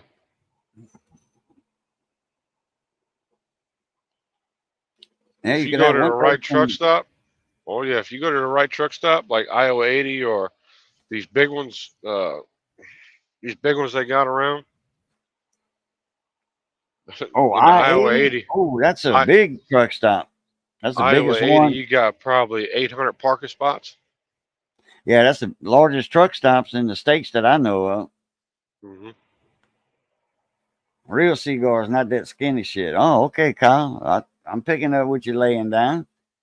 Merci, merci. Especially if there's like a truck show or anything like that there. Those boys want their trucks nice and shiny. So yeah, somebody can make some money at one of those. Oh, yeah. Silver Clan said, I sent Darryl USA original bank wrap roll, OBW 68S. Oh, wow. Which was stored in a closet since July of 68. He has not Mm-hmm. opened it yet. The rows I open mostly BU qualities. That works. I've got some BU rolls. Actually, I went through one of my 56 Denver rolls, just giving coins away. OBW rolls. And I got like this right here, this mailing bag. That's just 40s in this thing right here. That's Wheaties. Yeah, That's somebody go all across the 40s. street to the. That's what it's marked on the roads, 40. Which there's D's and Philadelphia, Denver, and let's say San Francisco in there too, if I'm not mistaken. Uh-huh. I'll be right back. I gotta go lean off the dock. Give me some more lemonade. Right back.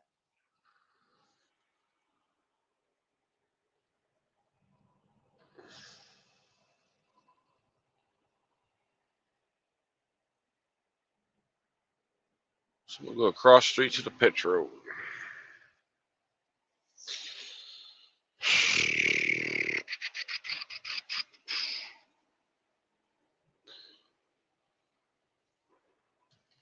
No, it won't. Shut up.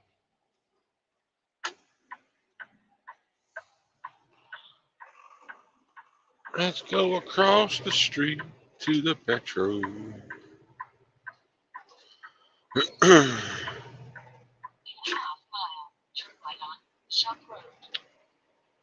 No. Truck insurance. Where are you at?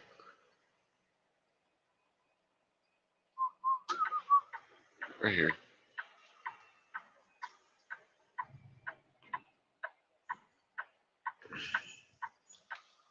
Oh, well, the wife can get her Starbucks in the morning.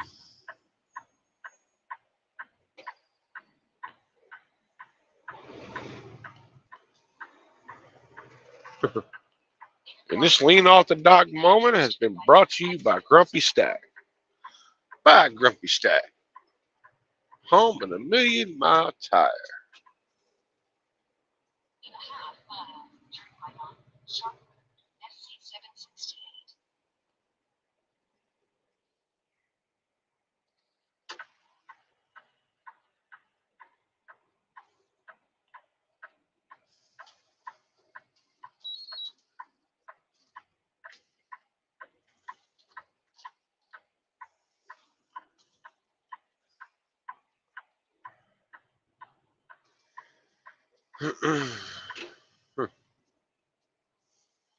All right, Cajun, you got to finish it off.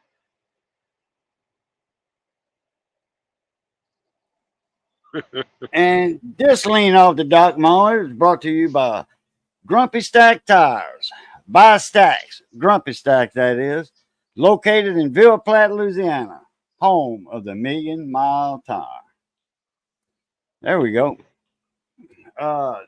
That box was full of rolls of pennies. I took some out. I got this box. It's like 2 stacks high. See, a rubber band broke in there, and they jumbled around. But there's 2 rows of them on top of each other.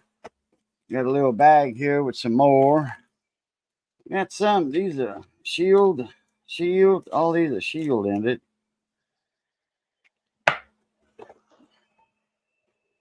See, I think right here. Oh, 2009 Phillies. 2009. Okay.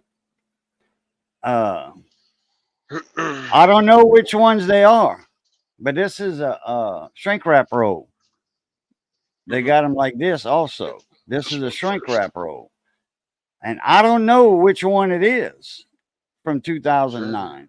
Out of the 4 designs for, the anniversary of Lincoln. It's been in 2009 it was 100 years that they were making pennies with him on the front. And I got some other ones. There's some 74 Phillies, 2009 Lincoln penny, number 3. These were the one with the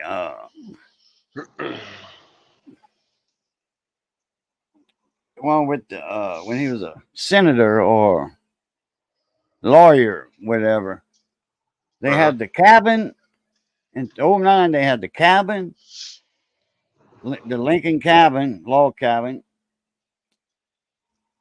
The second design was him sitting down reading a book while he's taking a break from splitting rails for a fence. That's the one with the die breaks for the extra finger. They got a few different varieties of that one with the extra fingers. And this one, that's the Senate years, lawyer years, whatever. And then I got another roll with the number 4. There's some 72 S's here, BU. This roll was sold for $1.25 years ago. Uh-huh. Still got the price tag. I got these from Allen's Coin Shop in Ohio. These are some more 70S's. These went for 90 cents for the tube. I haven't opened that one yet. I don't think. Here's a Federal Reserve Bank, St. Louis, Missouri, Louisville branch. 1959 Denver. Here's some 59 Plain. What branch is that? See if I can get my light right here.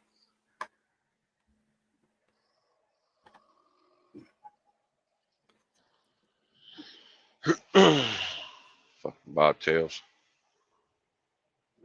Can't see. Can't make this one out. Chase Manhattan Bank.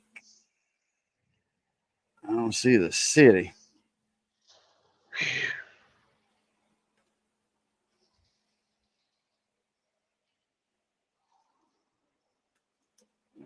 And I've got, these are vacuum sealed.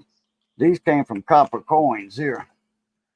This is vacuum sealed. These are 74 Denver. 74 Denver, I think. 74, 71 Denver. 75 Denver. See them 74s, they got large and small date. 1974. 75 Denver. 81 Denver. So those are 86 Denver. 82 Denver. Wait. Ooh. That says 72. No, that's 82. Okay, yeah. 82 Denver, and all that's bankrolls. Original bankroll. Right.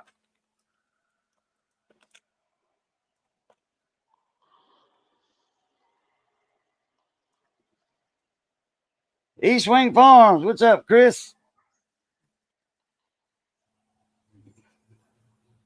Man, we got that truck dropped to the floor. Yeah, I don't know where my other Lincoln Rolls are from 2009.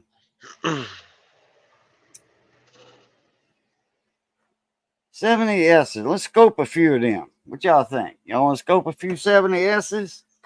Do it. Do it. Do it. Do it. You can do it. Let me get my velvet right there. Get my light right here. Whoop. Trucks keep left. I don't want to keep left. What if I want to keep right? Get my scope over here.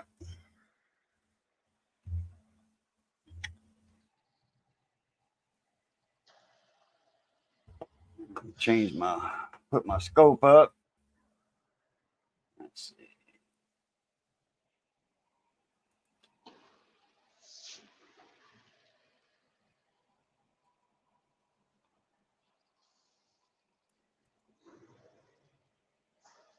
These are already open, so no tape on these.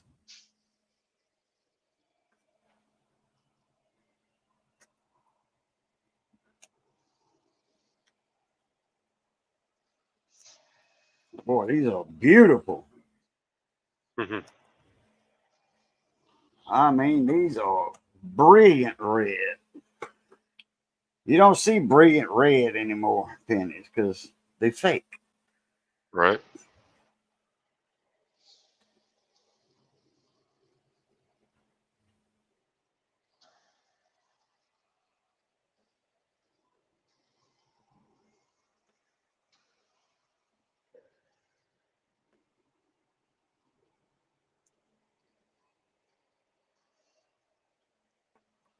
Get that light a little in there. There we go. That S is a little crooked right there. Crooked S, crooked S. Crooked letter, I, humpback, I, humpback, I, crooked letter, I. That's how you spell Mississippi. Yeah, that S is a little crooked.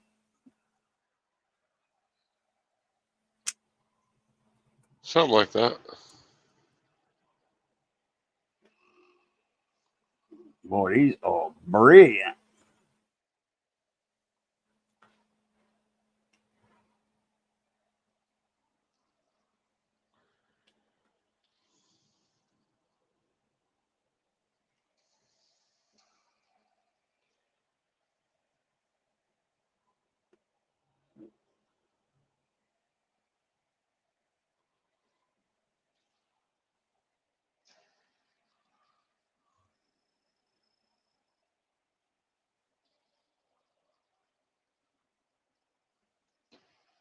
Nice.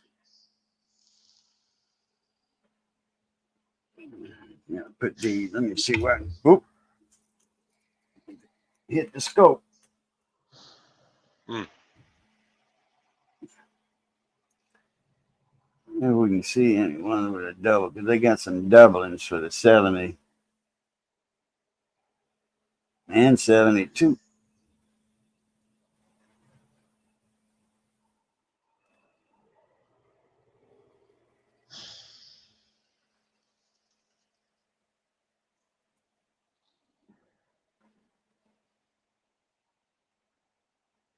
Oh, that's all right, Simon. No biggie, brother.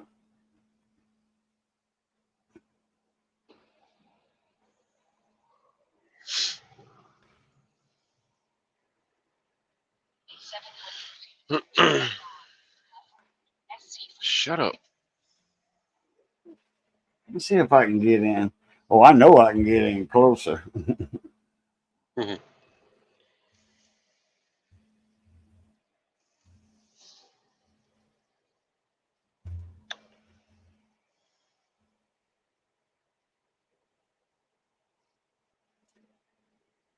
We won't miss out on a double.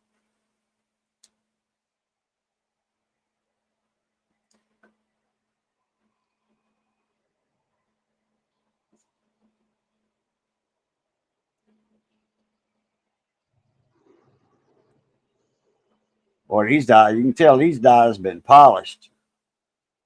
Look at that FG right there. Mhm.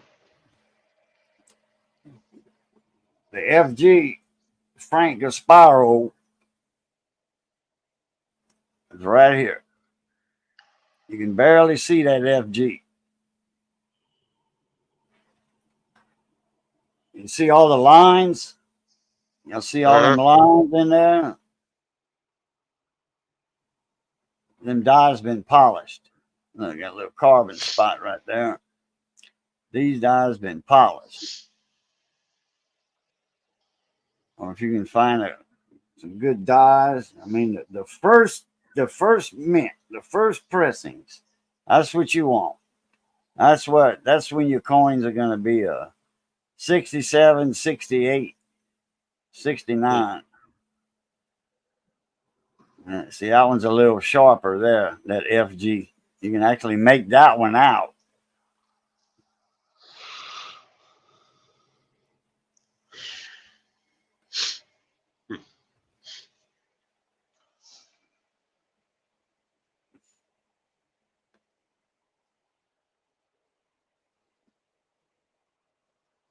Let's see, didn't 70 have a large and small date? Yeah, I think 70 had a large and small date. I'm looking at that 7 right there. And when that 7 is even with the O,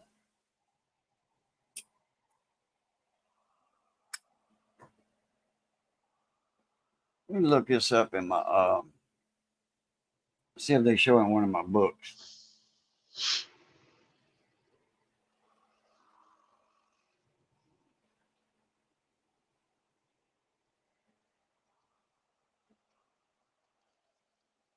I know his other truck, Kyle, his truck that he owns is a automatic. What's that? Your truck, you got gears or automatic? No, this is automatic. Okay. A lot of your big time companies, they got all pretty much all all automatics. Oh, okay. Yeah, 70. Small date. And the 70 has a double die also, 70S double die. And large and small date. Let's see. MS65, large date, low 7, worth $1 a piece. The small dates, $64 a piece. So every penny you see here is $1 a piece. That's the value of it. Large date. All varieties. Not much of a value. All varieties have they made 693 million. All varieties. They don't have a estimate on how many double dies, 70S's, large date, and small date. There's no mintage. It's just all varieties. The mintage is 693 million. 192,000. So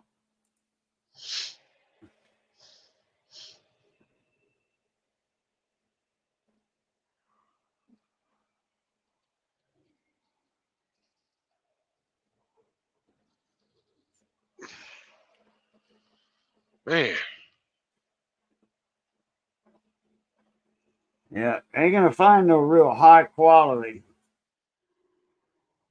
S's in these. I mean, pennies. None of these are gonna be very high quality because of the dot polishings.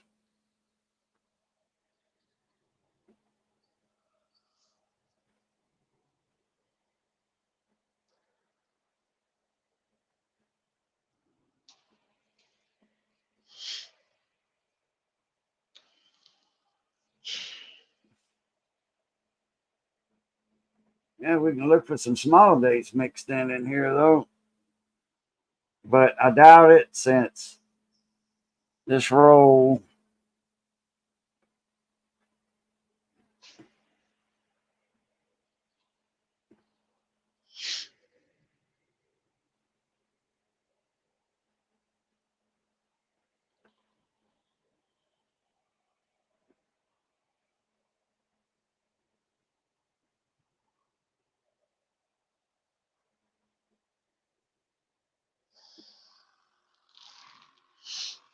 Look at all that on different angles. And shadows out the way. Shadow, dude.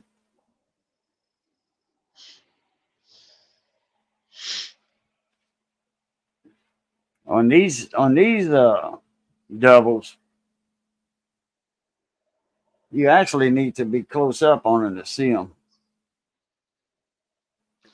The 70s are not popular like the 55 doubles are. What, Missy? Yeah, still alive.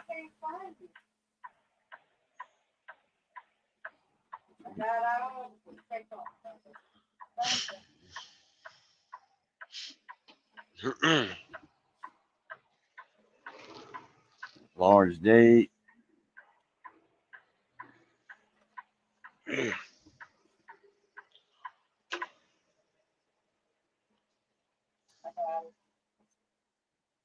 John Valjean, how you doing, mon ami?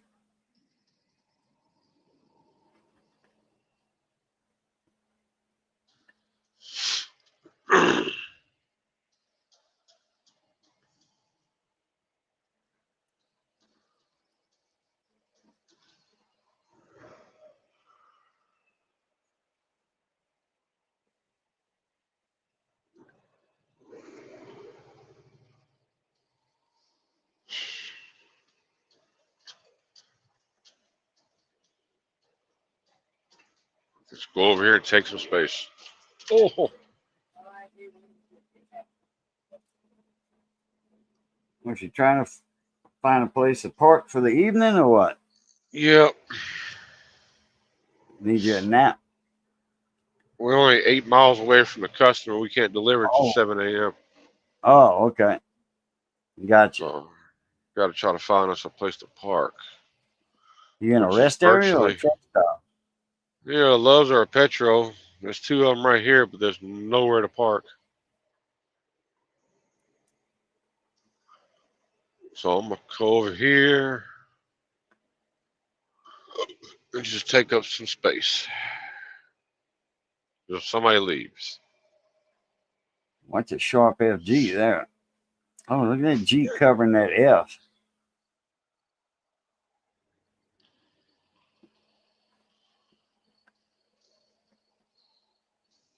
No, it's normal.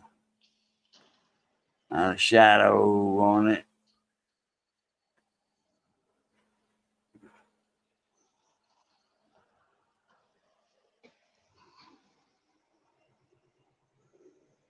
My finger looks like it's on that coin, but it's not.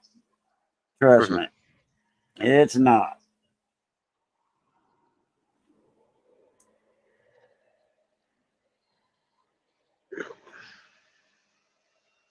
It's just the tip of my fingernail moving that coin. Mm.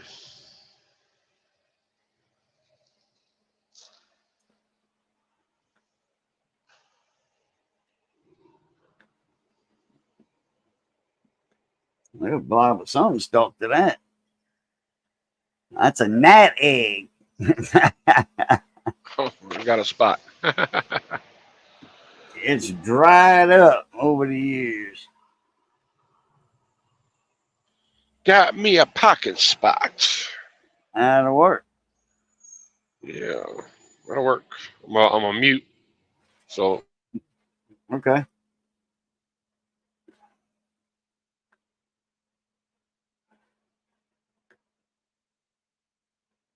Hey, it look like something rubbed up against that coin.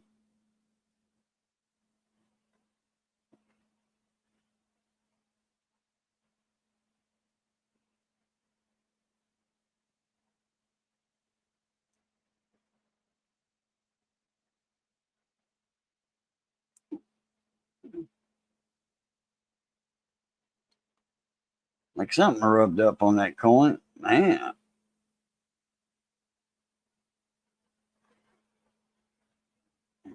Never saw that before on a brand new coin.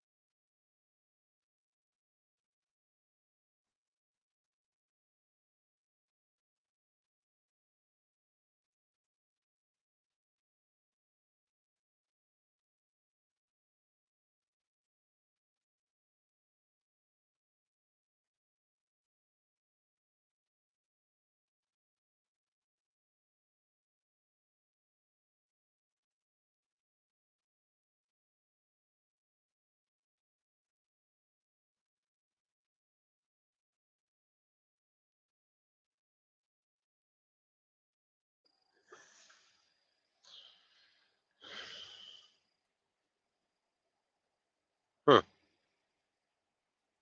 Get me up. See if I can find me a some 1992s.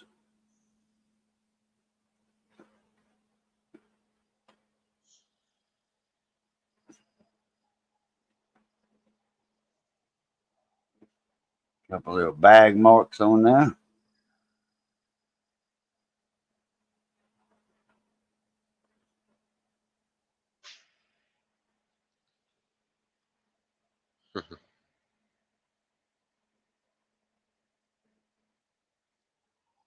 Kyle said, Miss Missy, next week I'm bringing Miss Amy and the kids for a whole bunch of fun. Whole bunch of fun. Yeah.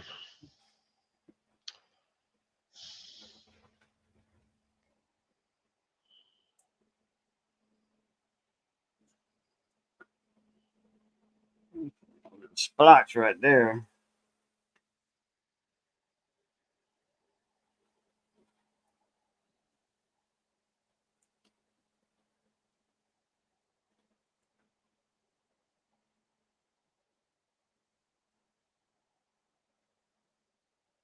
You can see the VDB right there. Huh.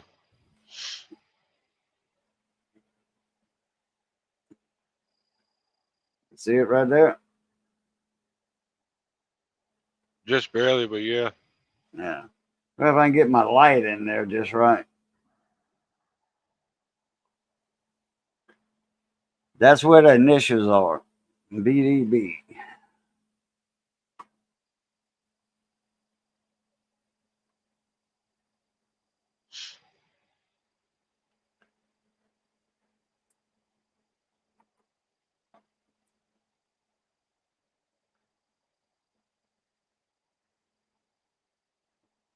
Oh, another one. Uh-huh.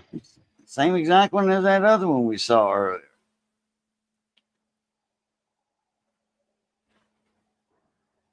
Well, that's something that had to do in the minting process.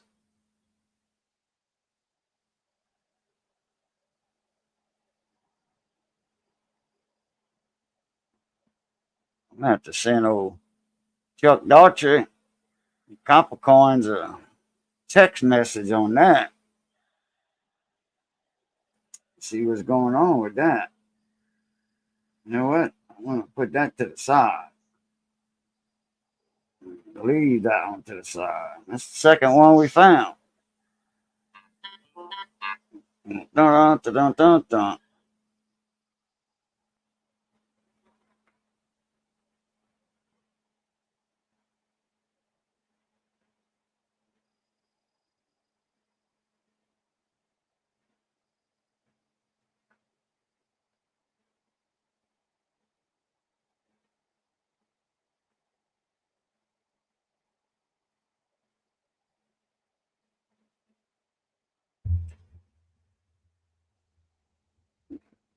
Yeah, I think I might be able to hear me a little bit better now.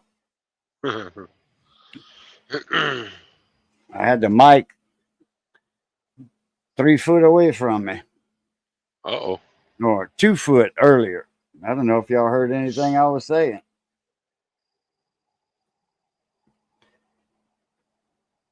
Is this the one? Yeah, that's the one. Okay, let me put that separate.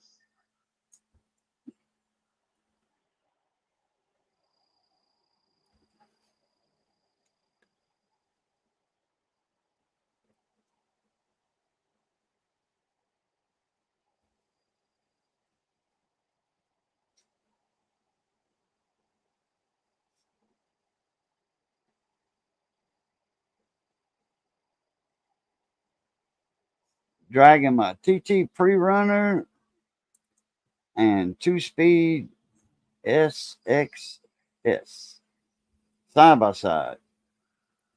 Let's go. There you go. I assume SXS stands for side by side.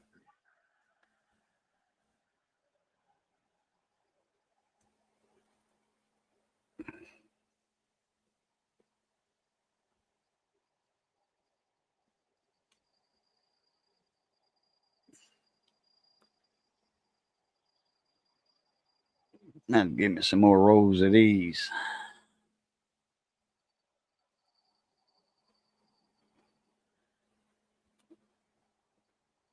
Just concentrate on here. I'm at the end of this pretty soon. I don't want to run out of time. My time's supposed to run in tonight. Oh, look at them bag marks. They got to hit pretty heavy there. Uh-huh. These were on the bottom of the bags, them 3 foot, 4 foot bags Uh-huh. that they drop into. And you can tell this coin was on the bottom. It took some good hits from other coins falling from 3 foot down. I don't know if them coins are still warm when they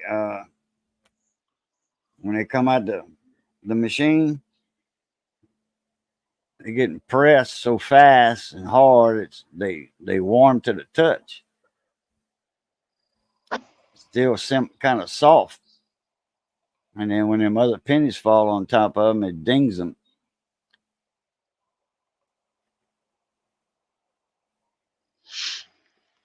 Especially from 3 foot high, 4 foot high.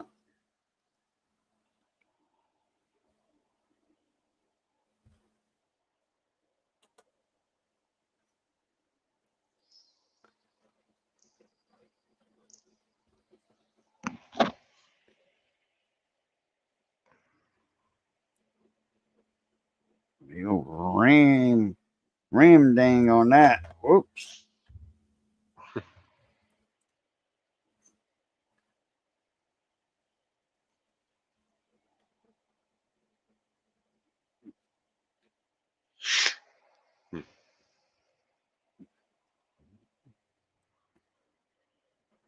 This one here ain't got the luster the other one's got.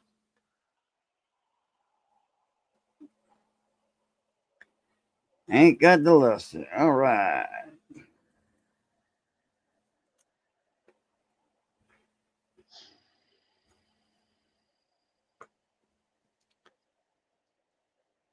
Go ahead and swap my camera around.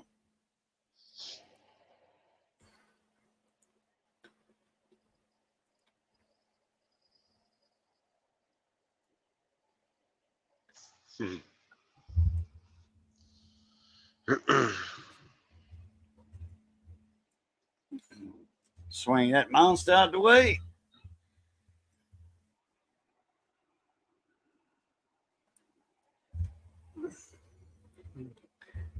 Get that back in. Back. Right there. All right. Okay, get my cloth there.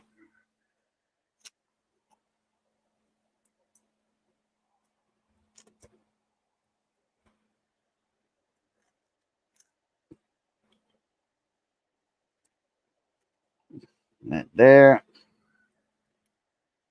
That in there. Get this cap on here. Get this light over here. What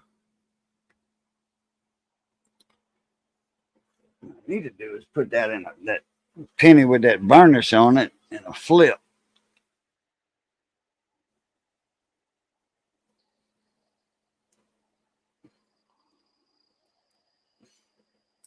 Amy loves Southern cooking.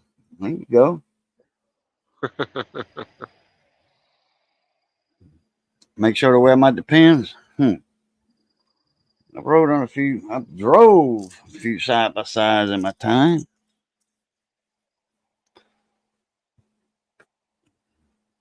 My cousin's got a mule, Kawasaki,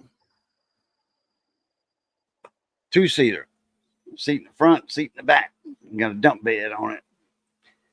Pretty quick too. That thing will do. Pretty sure it'll do 45. Huh. I know the girls. I never took it on the road. I always had it on like 20 acres. And I know the girls, the granddaughters. Shit, they fly on them things. They love that when they come down to visit. Man, they jump on that mule and use it all day. Paul would have to holler, "Hey, Boo and Missy need that mule." Y'all been on it all day. Boo and Missy need it now. Hauling stuff around the farm.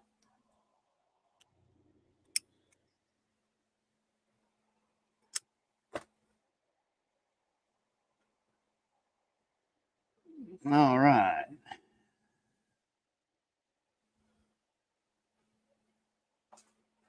Put that back in there.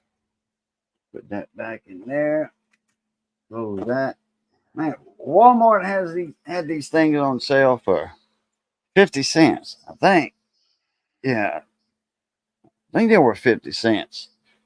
These little boxes. Sterlite boxes, I think they are. Yes. Oh, a pencil box. I think Sterlite makes these things. no name on it. I wouldn't doubt it.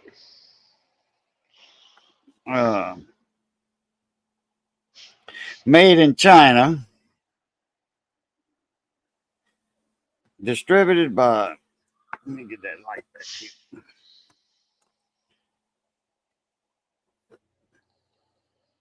Distributed by M.D. Wood Brands. Okay.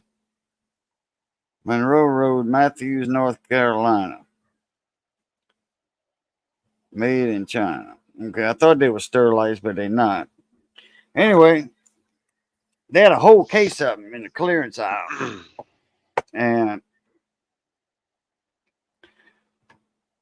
they, my little light, what I use for coin light, just touch. Low, medium, high, just touch it. Capacitance in your body. They got a built-in battery. Looks like a little bit bigger than a AA. It's not an 18650. Look like a AA, but it's rechargeable. And it had 4 volts on it when I checked it. So I don't know if it's a 4.7 volt, like a 18650. Those are 3.7s. My TT is a lot more than side by side. Let's say 170 dirt.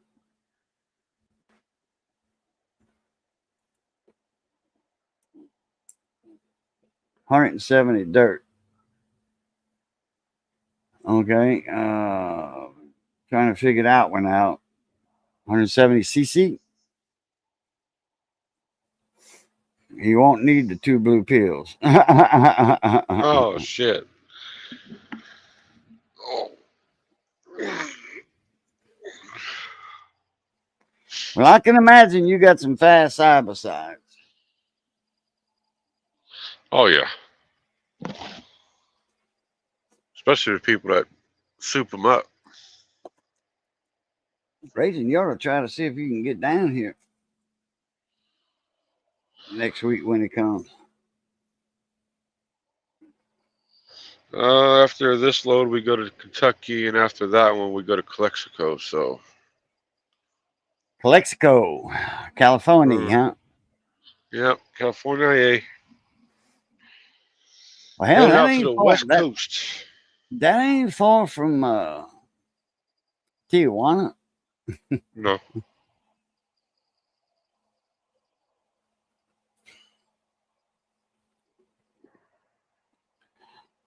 I won't need the blue pills, but I probably need some diapers.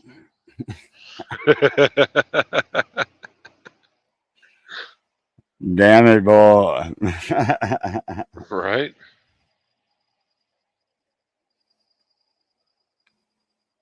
Where you at right now, Kyle?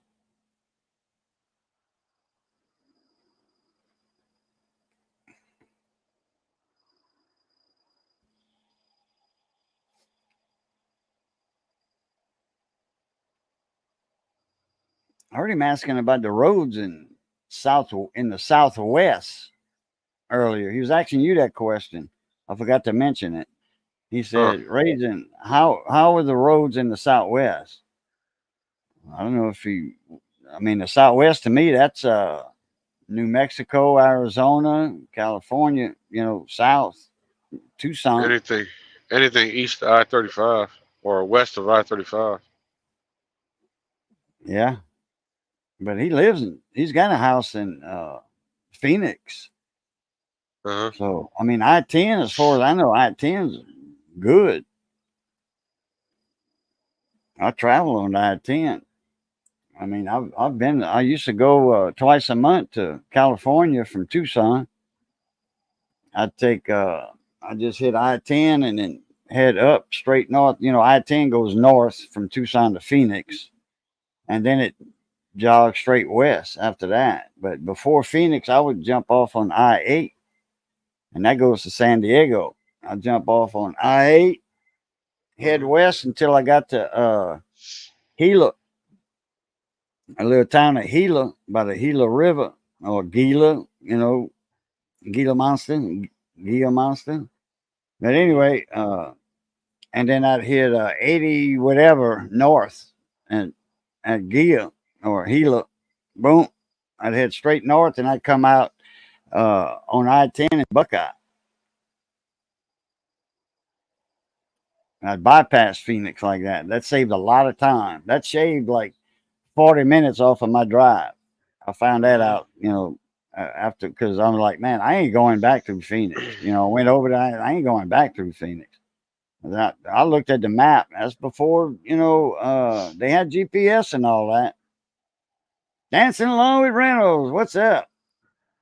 Yeah, Missy cooked a chuck roast, beef roast, down in a dark gravy. Kate Kunaz gravy, and then she made some potato gravy for the side. Instead of putting chunks of potatoes in the gravy and letting them cook down in there, she just made some potato gravy. Mm-hmm. But anyway, I said, I ain't going back through Phoenix. And I looked on the map. Sure enough, because I had an atlas, and sure enough, I saw that road, and I'm like, well, I'm taking that route. Man, it saved 30 to 40 minutes off of the trip. Because, when you get past Phoenix, past Buckeye and there, man, I think it's like 80 mile an hour speed limit. A lot of the West Something Coast like is. that. Huh? A lot of the West Coast is 80 mile an hour speed limits. Okay. Yeah, well, I didn't know that. I'm like, oh boy, I can see what my truck does now. Well, at least until you hit California, then well. Yeah, it was 70, everywhere else on the interstate around Tucson, but in Tucson, it was 35, I think. Mm-hmm. In town, everywhere, 35. Then when you get out in the country a little bit, out of town, it was, 45 and that. Well, I remember the first time when I had my truck, it was about a week and a half before I took it out on the interstate. Busy working. And man, when I got on that interstate, I said, let's see what you can do, baby. Man, that truck had it. And the V8 Vortec in it, man. 97 Chevy Silverado. Thing was loaded. Nice seats. Had that center console with a couple of lift ups on it, for paperwork and stuff. Had a real thin one that you lifted up right on top. Then you had the other one that you lifted up to put your bulky stuff in. No cabin, no extra cabin, nothing. Just it was a short wheelbase, just a plain truck. No extra cab, nothing. No jump seats in the back. That truck would scoot, buddy. It would get it. I never abused my truck. I'd get it all the way up in there. I wouldn't I never would just mash the gas pedal on it. No. Right. Just ease it up at that 85 mile an hour on the interstate. Hell, I saved gas doing 80 miles an hour too. Burnt less gas. And everybody, and I'm doing 80 and people passing me up doing 90 and 95. I'm like, man, go ahead, hard head. Mm-hmm. She likes to do those big time, those high speeds in these trucks. She'll put her foot into it and just drive. There you go. You got cruise control on that one? Uh-huh. Okay. Well, you ain't getting over 65 in this truck unless you're going downhill. Yeah, they got it governed. Mm-hmm. At least they got it at 65, and not 55. There were some trucks that, man, they had them things governed at 60. Like, man. A lot of your prime trucks, they're governed at 58. Really? Yeah. Unless they're owner operators or lease operators. I-10, that thing, it's good all the way through here. I remember from Lafayette to Lake Charles, from Jennings, Crowley to Lake Charles, the interstate would do kaboom, kaboom, kaboom, kaboom. Because what's the slab sizes? The seam, from seam to seam on the interstate, was that about 12 foot or something? Something like that. They redid a lot of them back when I was driving truck. When you was like from Lake Charles to Jennings, they had one lane closed and they was doing all, parts of it. Well, the actual area where they were working, they were had some donkey dicks out, breaking up that concrete. And it was just, and then putting new mesh down and pouring new concrete. And it made that, made I-10 a lot smoother instead of kaboom, kaboom, kaboom, all that. It was just like smooth. You could stand a quarter up on the edge and it wouldn't fall over. Shit, let me, I forgot about this. There we go. Now y'all ain't looking at my ugly mug all the time.